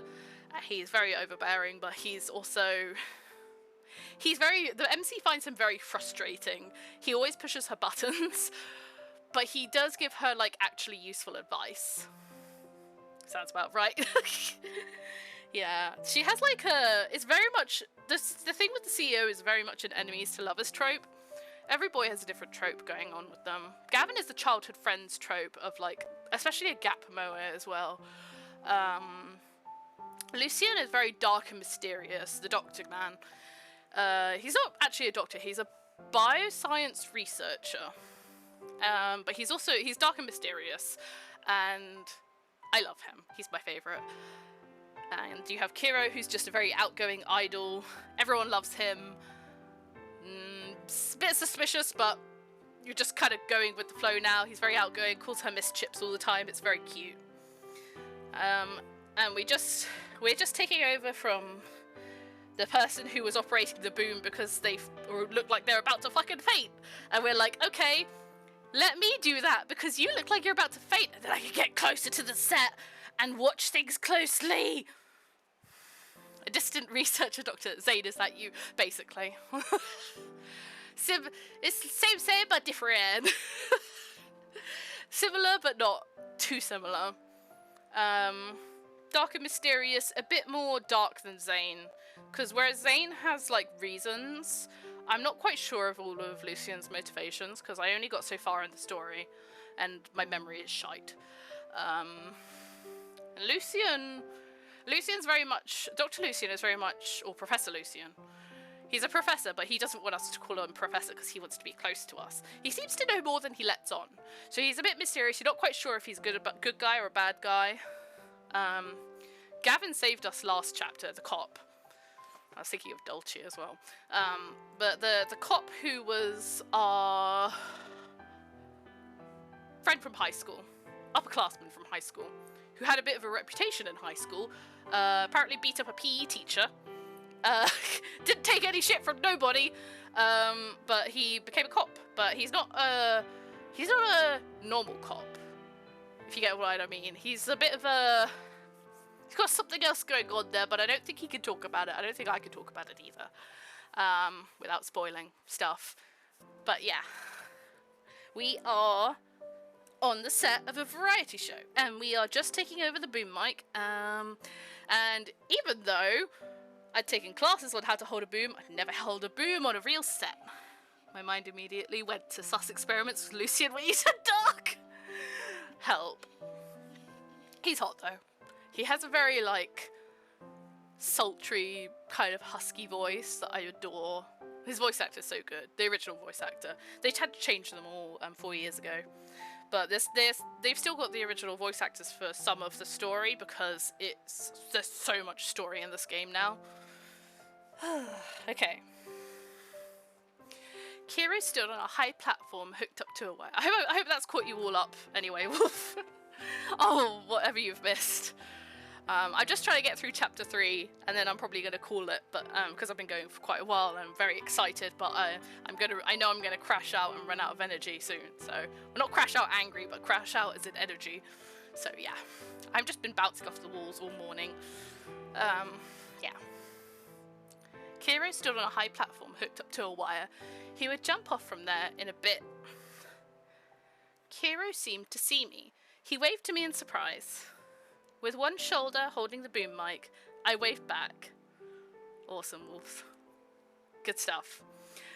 Kiro then quickly waved back, gesturing me to hold it with 2 hands. Girl, please! She's so starstruck by him waving at her. She's like, he's so handsome, I need to wave at him back. It's like forgetting that she's holding a really heavy piece of sound equipment that she needs to hold with both hands. Girl, please! Be careful. Oh yeah, Wolf, if you recognize any of the voice actors, Sean Chiplock voiced Kiro in the beginning, Josie voiced Gavin, Jonah Scott voiced Victor, and Bill Rogers voiced Lucian. So those were the beginning guys who we hear in the beginning. Don't know if any of those names are familiar to you. Josie just should be a familiar name. I don't know though. I don't know your game roster. But yeah, most people know Joe. Rolling, I held my breath nervously. Don't be nervous. Oh, he's sweet. You're the one about to do an action stunt. You too. Kiro turned around and gestured okay to Director Young. Action! Oh my god. Oh, it's Kiro's theme. Kiro had his back to the camera. With a little flare, he tosses on a jacket and spins around. My knowledge with the VA's the gutter. Oh, that's okay, Wolf. That's fair enough. Probably best to not know them in this case since they changed partway through the game. Oh, he winks at the camera, then swiftly jumps off the tree. His blonde hair wiggling in the... Wiggling? Wiggling in the air. I guess it's kind of like energetically squiggly wiggling. What did I just say? Squiggly wiggling. Okay. Kiro nimbly lands on the stage, right across the track. Oh, right along the track of my boom mic. He turns and lets out a dazzling smile.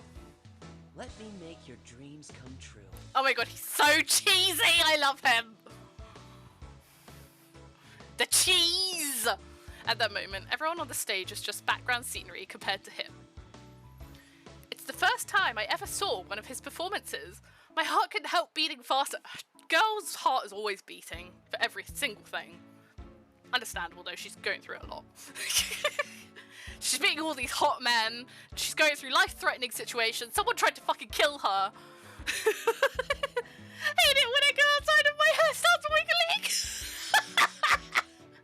Please, MP, that's so funny. After a short silence, a loud applause exploded. Like we did yesterday on Laurie's stream. Boom! Good jump, Kiro. Thumbs up. Director Young, could we do it again? I think perhaps a crisper movement would be better. Crisper?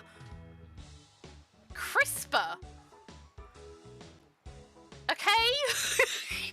As Kiro discusses the shot with Young, he's so focused. Not like the usual him, but captivating all the same. As if he felt me looking at him, he turned in my direction. Keep it up. Oh, he's cheering her on. The silent cheer travelled across the room and descended upon me, and I seemed to feel less tired. The shoot ended. Every time, Kiro would land within my mic's coverage, making my job a lot easier. Girl, please. Somebody gently tapped my shoulder. I turned around and found it was Kiro. I invited you to visit the set. How did you turn into one of the crew? Then he handed me a bottle of water, the cap half open. Thanks, just lending a hand. Before I finished, a PA interrupted us. Kiro, get ready to shoot. Okay, I'll be right there.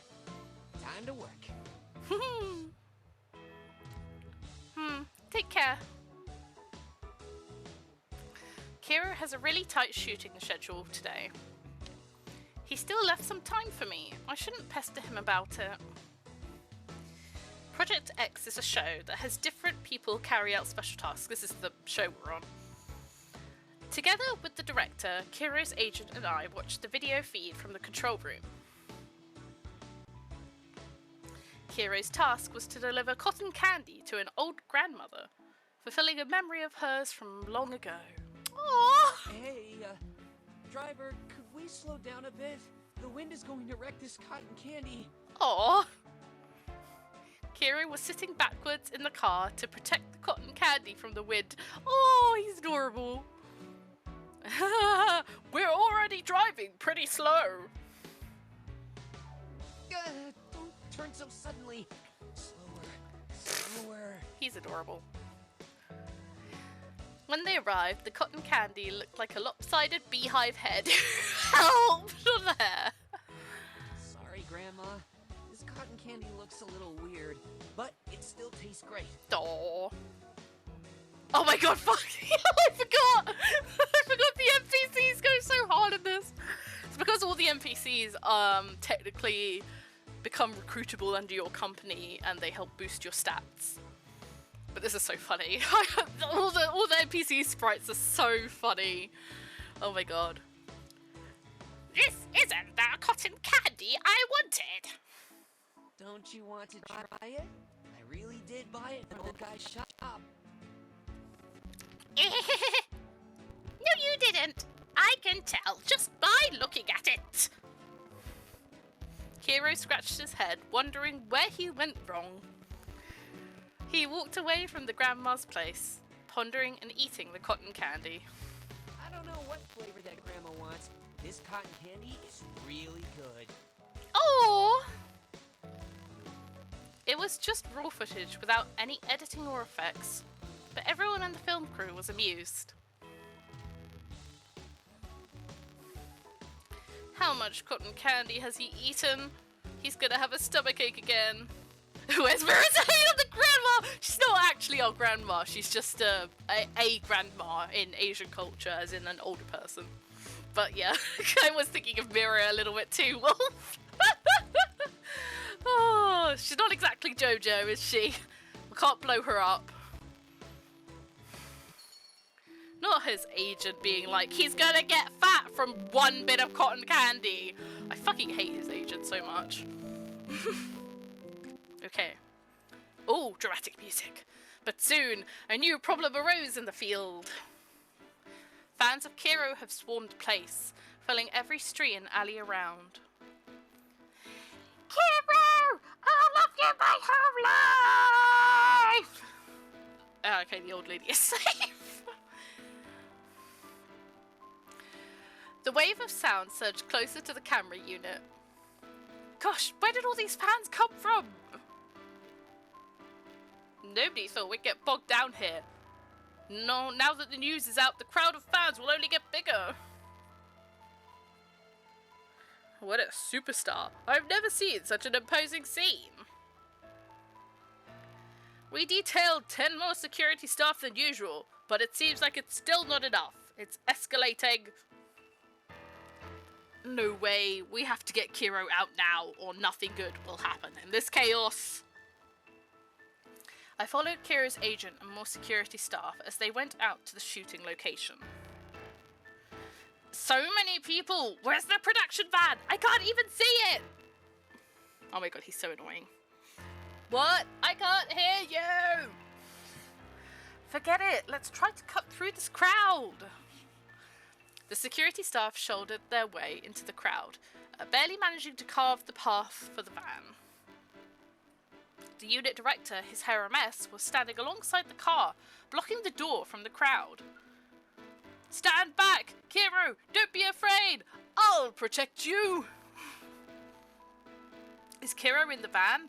Let's get back to the crew first. Director Young has suspended shooting. When we opened the door, however, Kiro was nowhere to be seen. What? Where is my Kiro? Not his Kiro. Oh dear. I'm not realising the situation after first fixing his hair. Hell, this game's so unserious sometimes. It's so funny. Blah, blah, blah, blah. Where is Kiro? No, no, no. So many bodyguards, but we still lost Kiro. So many people there watching. Where could he have gone? Your crew is going to be liable for this. I told you to strengthen the security. Calm down, please. We will find him. Let's spread out and search. These fans are also looking. He can't stay lost. Yes, yes. Keep an eye on social media. We'll hear something as soon as someone finds him. Soon, Find Kiro was trending through the roof. Everything to do with Kiro trends. Not just fans, even Kiro's assistant producer. Ooh, sorry, excuse me. Even Kiro's assistant producer and the crew were all posting. It was like an online flood. Try to find him before the fans do, for the sake of his safety. The crew staff spread around and started searching. But with so many fans and staff, how could he just vanish like that? I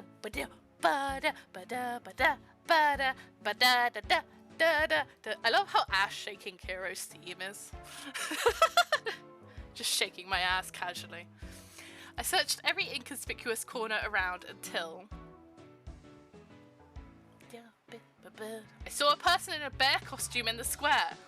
Oh, this is related to her little moment at the beginning. I saw a person in a bear costume in the square. It was trading a balloon with a little girl for her candy. Ooh. I smiled and felt relieved. What kind of balloon salesman in a bear costume would be trading candy with a kid? I snuck up behind him, untied the biggest balloon he had on him, and handed it to the girl. I can trade you for this one, deal? Oh yeah, this one's big! I got the candy, leaving the bear so embarrassed and angry that he started pacing around. Oh. He lifted his round hands and covered his face. He turned away and squatted down, seemingly very angry. I laughed while I put the candy into the bear's pocket. It's yours, Mr. Bear. This made Mr. Bear happy enough to stand up, but not enough to face me. I drew closer, lifting the head of the bear until I saw the shiny eyes of Kiro. I won't forgive you that easily. Having said that, he laughed happily. His eyes wet like a puppy's. Stop, not the puppy comparison. He's so puppy. He is so puppy. He's so golden retriever, honestly. My smile froze. So, what will it take for you to forgive me? You would have to do me a favor. What's that? Oh, he gestured for me to stand closer, looked around warily, and whispered into my ear. Okay. Deal. Okay. How many more stages have we got? Got quite a few to get through until we get to the end of this. Yee!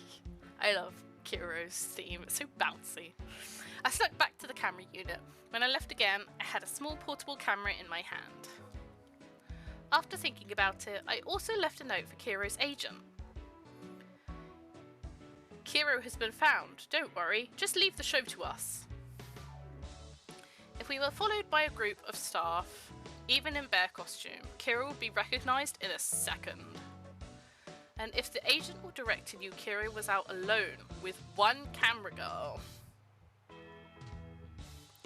No way! What if anything happens? I'd rather not do the show than let Kira take the risk. All shot on one portable camera? How would that look? No, no, no. End the discussion. It's really hard to do lots of different voices. I'm not a voice actor, it's hard. I can picture exactly what they would say. So, under the circumstances, we were forced to act covertly.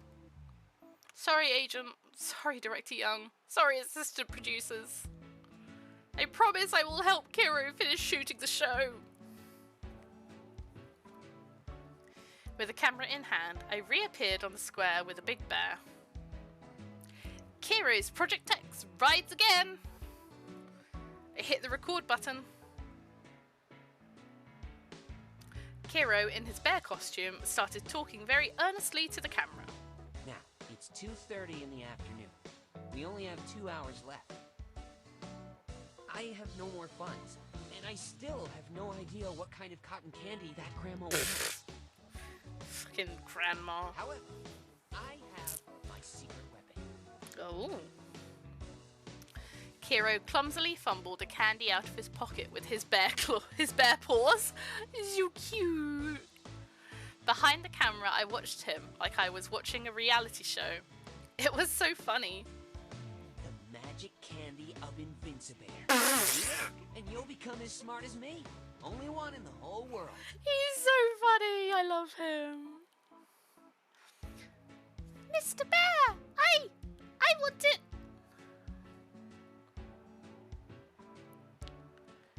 Help, the graphic tee showed us a game from a while ago. Yeah, this game is old. Well, I say old. It's not that old. In China, they released it in 2017, and it's still live. In the UK and the rest of global, I think it was 2019. So 6 years. With his magic candy. That sounds really bad. Kiro successfully traded for a pack of cookies from the girl. The magic cookies of Invincibear. Get smart just by eating them. Oh, he's so silly. Quietly teasing. Can't you use another line? I want it! Give me those cookies and I'll give you my rubber ball! It's really working. Bear's magic ball. With it, you can... Before Kiro got to finish, a little dog jumped into the frame and took the ball away. My magic ball! Not his magic ball! Oh my god, this is so unserious. I love it. This is so fun though. Kiro screeched and lumbered after the dog. I tried to keep up, getting the epic chase of a dog and a costume bear all on film. It's all about the filming. It's all about the filming. Not so fast! He's so funny. Compared to the awkward bear, the little dog looked much more nimble. It's gone into the alley! I'll go outflank it! Not the outflank. Oh, you're cornered now. They're so funny.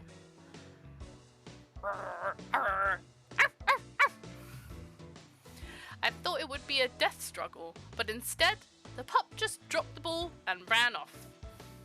Phew. We get our little graphic moment.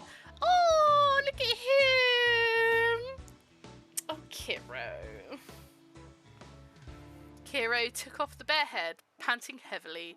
He must be sweating so much. He carefully cleaned off the ball and smiled at me. His brow was glistening with beads of sweat, and his matted hair stuck to his face. There's no stylist here to spruce him up, but he still looks so cute on camera. Yeah, or else you'd have nothing to make your comeback with. Finally, starting from one piece of candy, Kiro managed to trade his way up to a stick of cotton candy. How did you come up with this? Because I am smart and awesome, of course. Humble as always. Kiro lifted his bare head up and aired his face. You're sweating so profusely. Well, it's a bit stuffy in here. Let me take a break. I took out a handkerchief and dabbed the sweat off his brow. You look like you've worked so hard. Here, have another on the house. Really? Yeah, take it. My grandson loves these little plastic figurines. I should be thanking you. Wow, we've got 2 cotton candies, above and beyond the Call of Duty. Try some. This cotton candy is so good. Aww. Don't you want some? I already ate so much of it today. Way more than what my age. Stop! Not the toxic idol culture. Not the toxic idol diet. Oh my god. I hate that for him. You can eat whatever cotton... You can eat as much cotton candy as you like. As long as you don't... damage your health, I mean. I hesitantly took the cotton candy from him and took a bite. Good, huh? I fucking hate Kiro's agent. Mmm, so delicious. I knew you would like it. The old man looked at us, shaking his head and smiling. We seemed to remind him of some happy memory. Blue skies, a cute bear, and the taste of cotton candy. This will definitely become one of my happiest memories. Oh, they're so sweet! Oh,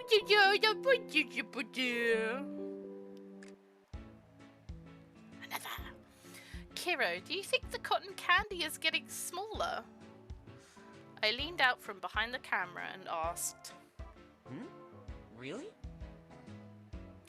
He looked at it through the mouth of the bear costume. We both stopped and stared intently at it.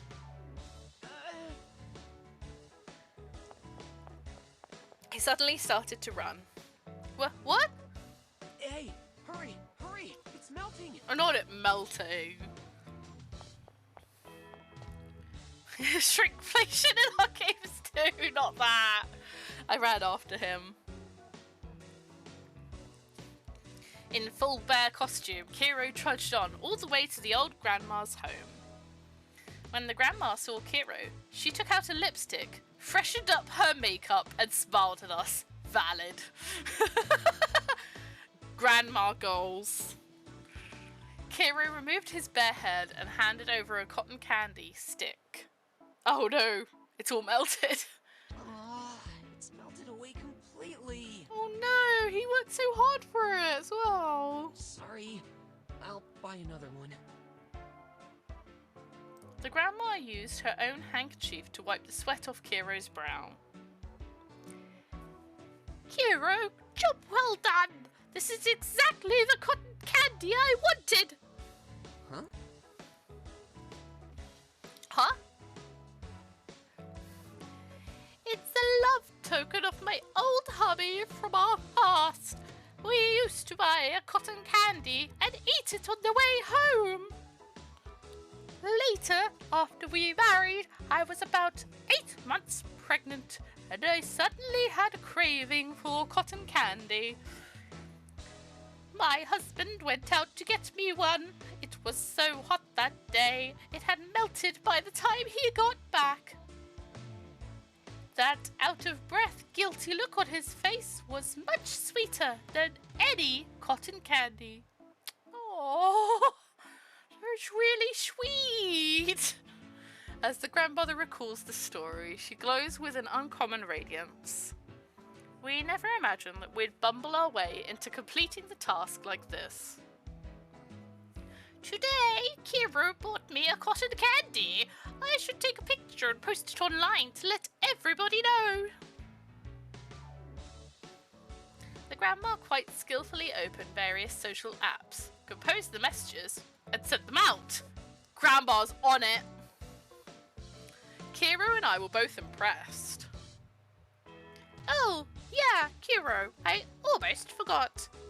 Can I get your signature? Just once will be fine. This one. Never forget, is my favorite album. Grandma took out a pile of collected CDs, 3 copies of each album. Damn, Grandma's a hardcore fan! 1 for collecting, 1 for listening to, and 1 to sell to others. Everyone buys them like this. Help. Kiro took the CD from the grandma very carefully and signed his signature. Grandma, it's so good to have met you. Mind, not his actual grandma, an elderly lady. Oh, what an adorable kid! I should be the one saying that to you. I held the camera on one side and couldn't help smiling. Yeah, this is such a feel-good story. As a fan of Kiro's, every day for her must be interesting. Kiro must be very happy now. If they knew I was a fan, they wouldn't have let me on. It was hard containing myself in front of the crew. Come, I have something to show you. The grandma took us into her room. I was utterly shocked. Oh my god, she's got like him on the walls. She's a hardcore fan. Things really got serious for her after her husband left her, passed away. I don't know. Sounds like he passed away. It was filled with everything about Kiro from his first debut. She had every photo of him on her walls. Totally normal behaviour. Totally normal. Granny locked it. She really did. Who is this little boy? It's him at 6 when he just started. That round face and such a solemn expression. Adorable. And here when he was 10, performing with the King of Pop. I have a tape of this. I'll show it to you later.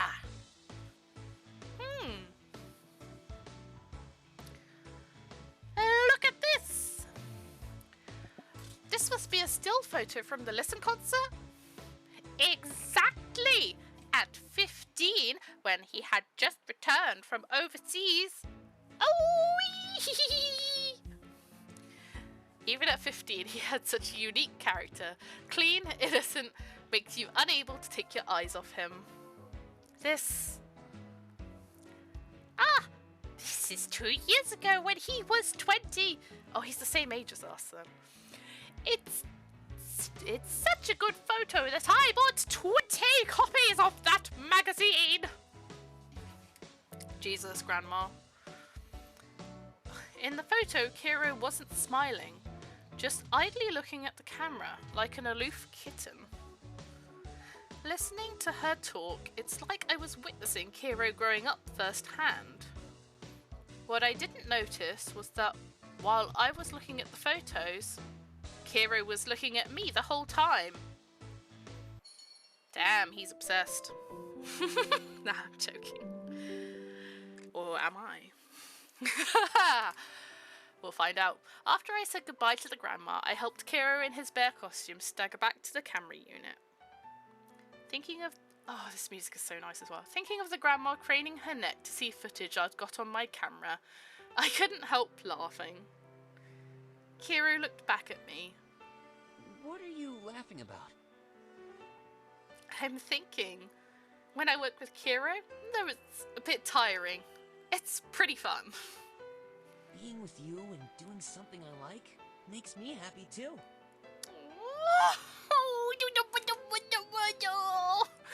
The wind kicked up, sticking a few stray strands of hair to my brow.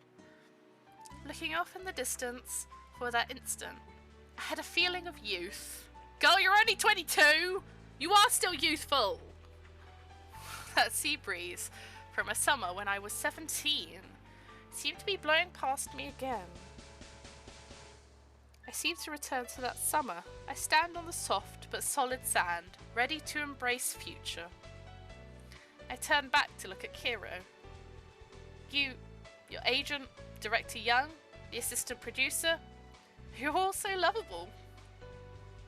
This show we're all making, it's definitely gonna be something. I am so looking forward to the show I'll make with you. It's gonna be so fun, right? Aww. Yeah, it will. We looked at each other, laughing happily. I don't know why, but I thought of that little bear in my dream. The bear that always makes the weather sunny. Could it be Kiro? Excuse me, have you seen Kiro? Big Bear and I waved our hands in unison. Nope. Nada. The fans thanked us. Kiro goaded me into taking a photo for them. Sure. When I took his phone, I felt something strange. There was a bump on the back. Feeling a little confused, I raised the phone. But why should we take this photo? The bear mimed covering his mouth, telling me not to speak out. This bear is almost half as cute as Kiro. Let's take a photo together. There were many fans asking on the way, and I helped Kiro take photos with all of them. When we passed an alley, Kiro suddenly stopped me. It was a man talking with two girl students beside the road. Uh-oh. Not This game doesn't sugarcoat it. Villain man! I'm gonna die. Are you going to see Kiro? Yes, you know where he is? I'm with the film crew. Kiro's already finished shooting and gone back to the studio. I'm just being silly now. We have strict rules. Not even entertainment reporters are allowed to enter. Can you get us in there? Very difficult, but luckily I know some of the staff. Give me $50 and I'll get you inside. Is this one of the film crew? He doesn't have a badge. And he's scamming my fans. Oh, he's about to throw hands! I saw the two girls preparing to give him the money. The guy looks strong. Should we call for help? If we confront him, what if he tries to fight? Stay put. I have a plan. Oh. Oh, I've forgotten what happens in this bit. Kiro in his bear costume rushed out before I could stop him. Does he really have a plan? Kiro walked slowly, waving his hands clumsily. He took out some flyers that were in his pocket. Hey, where did you come from? Get out of here! The man tried to wave off Kiro with his hands. Then Kiro suddenly threw down the flyers, took off his bare head and plopped it over the man's head. There! I'll teach you to scam my fans. Having trouble seeing? Oh my god, he's so adorable! Oh, but they're gonna realize it's him. Then he turned around, grabbed me by the hand and ran. He even picked up the flyers along the way. I'm not even giving you a flyer. Oh, that's adorable. Ah, Kiro! Oh, that was me earlier. After recognizing him, the fans screamed and chased after him. The man in the bear head, completely blinded, just ran into the wall. A girl with a ponytail gave him a good kick and took a photo. Liar! You shouldn't mess with Kiro's fans! In that ridiculous costume, Kiro ran as fast as he could, his golden hair dancing in the sunshine with big drops of sweat falling off his face. At least his hair wasn't wiggling this time. Wiggle, wiggle. His clean, slim figure highlighted by the sun suddenly made me forget everything else. My face was all red from running. Kiro looked back and reached out to me. Here, take my hand. Aww. I smiled and squeezed his hand tightly. He held my hand tightly and I felt a warmth, like his own special heat signature. help, not the heat. Finally, we were somewhere more secluded. We were both doubled over, panting heavily. Me after stream. You just rushed out like that for those girls. What if something would have happened? They are my fans. It's my duty to protect them. Oh. Actually using me to scam people. Kiro smiled conceitedly, like a sly squirrel. A sly squirrel. Hell, not a sly squirrel. Okay, how many more stages have we got? Okay, we're almost there. Soon the news of Kiro being in a bear costume spread. And those two girls who he saved also posted their tale online. And a picture of Kiro running, the bare-headed conman lying on the ground, was all over the internet.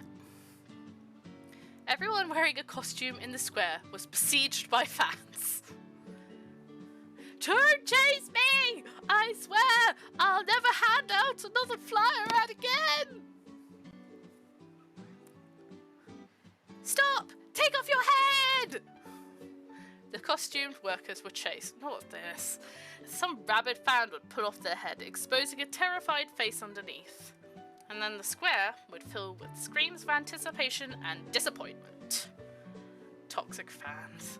Two people, one tall and one short, in big hats and disguise glasses, skulked around, taking it all in.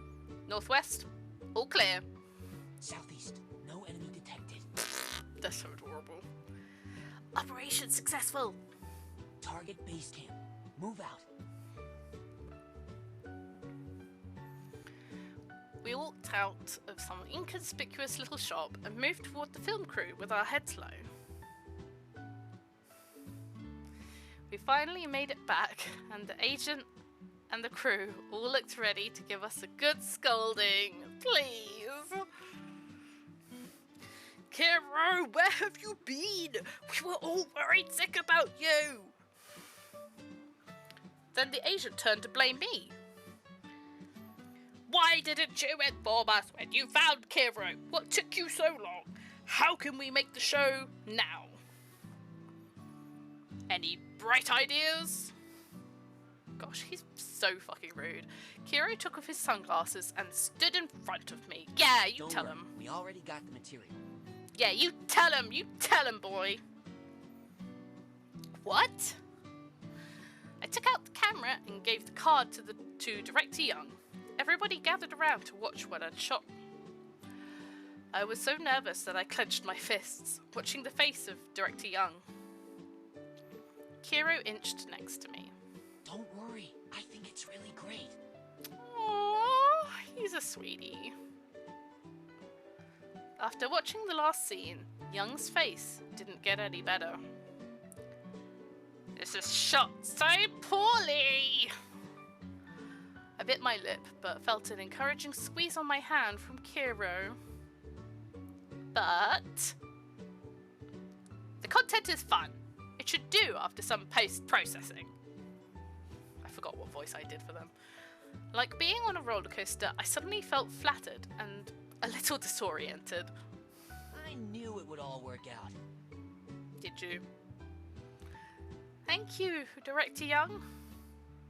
But got nervous again. Young, just spit it out. You keep saying but, and it's driving her crazy. That but's for you! A star needs to act like a star! You have a responsibility to this whole crew! Do you think it's alright for you to just go missing like that? She's right. They're right. I can't tell. Kiro didn't say anything as Young scolded him. He just stood there with his head hung low. Kiro didn't mean it. It was a real emergency situation just then. If he didn't hide, then we'd definitely have no show today. Don't cover for him. You've got your own explaining to do. Kiro didn't mean it, of course, I know. But what about you? Why didn't you stop him? If you weren't lucky enough to get some suitable footage, what do you think you would do? Young, it's my bad. I told her not to tell the other crew. Kiro, so what if the show is ruined? You're a superstar now. What you did was dangerous, you know. In the future, you are never allowed to do anything like this ever again. Gosh, he sounds like a scolding parent. I hate his agent. Sorry for all the trouble we caused you.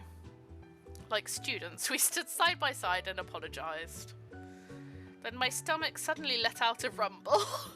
Help! She's facing a hunger crisis, if you know, you know. Apart from the cotton candy, I didn't get anything to eat today. I blushed and lowered my head. Then I felt the touch of Kiro. I peeked at Director Young. She was still going on and on with the agent, like newly found soulmates. Not the newly found soulmates. How can they be so childish? Yeah, you can't spoil him forever. I looked aside surreptitiously. He spread out his palm, and a candy lay there like he had just done a magic trick. I gestured with my eyes at his agent standing off to the side. Kiro winked and whispered in my ear. I secretly hid it. Don't let them see it. Aww. Or they will get even stricter about my diet. Please just let him eat sweets!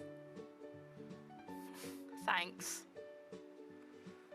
I took the candy, and after looking at it in my palm for a while, I clutched it tight in my hand. Why don't you eat it? I'd rather hold on to it. When the agent looked the other way, he picked the candy up, peeled off the wrapper, and gave it to me. Sweetness spread, bursting with the flavour of fresh apple, mixed with joy and heartbeats. Apple Caleb mentioned! No, I'm just kidding. Caleb doesn't exist in this game, I'm sorry. Sweet. What's sweet? Kiro and I both shook our heads and couldn't help letting out a laugh. Can we get something to eat? We've been running around all afternoon and we are starving. The agent looked at us, giving us a helpless shake of his head, but he let us go.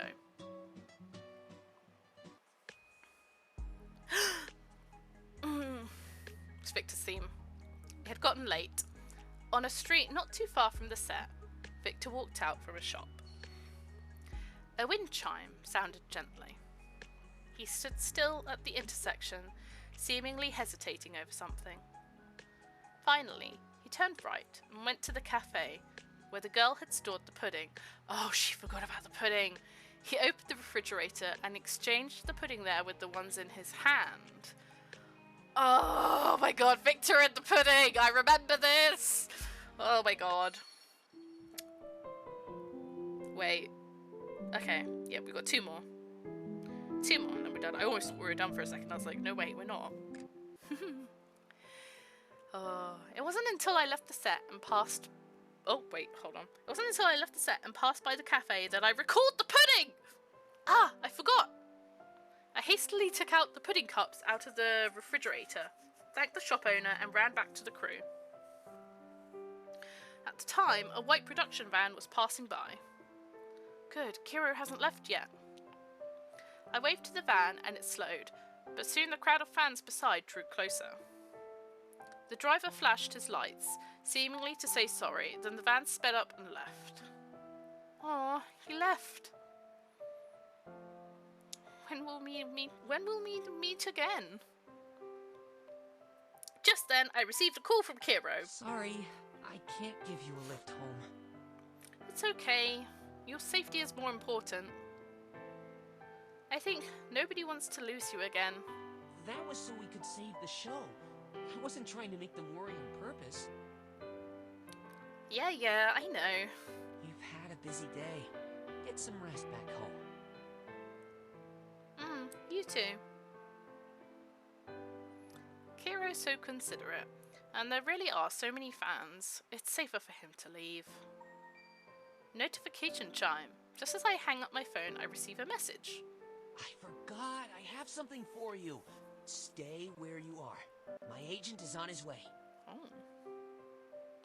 Kiro has something for me? While I was still wondering what it could be, Kiro's agent arrived.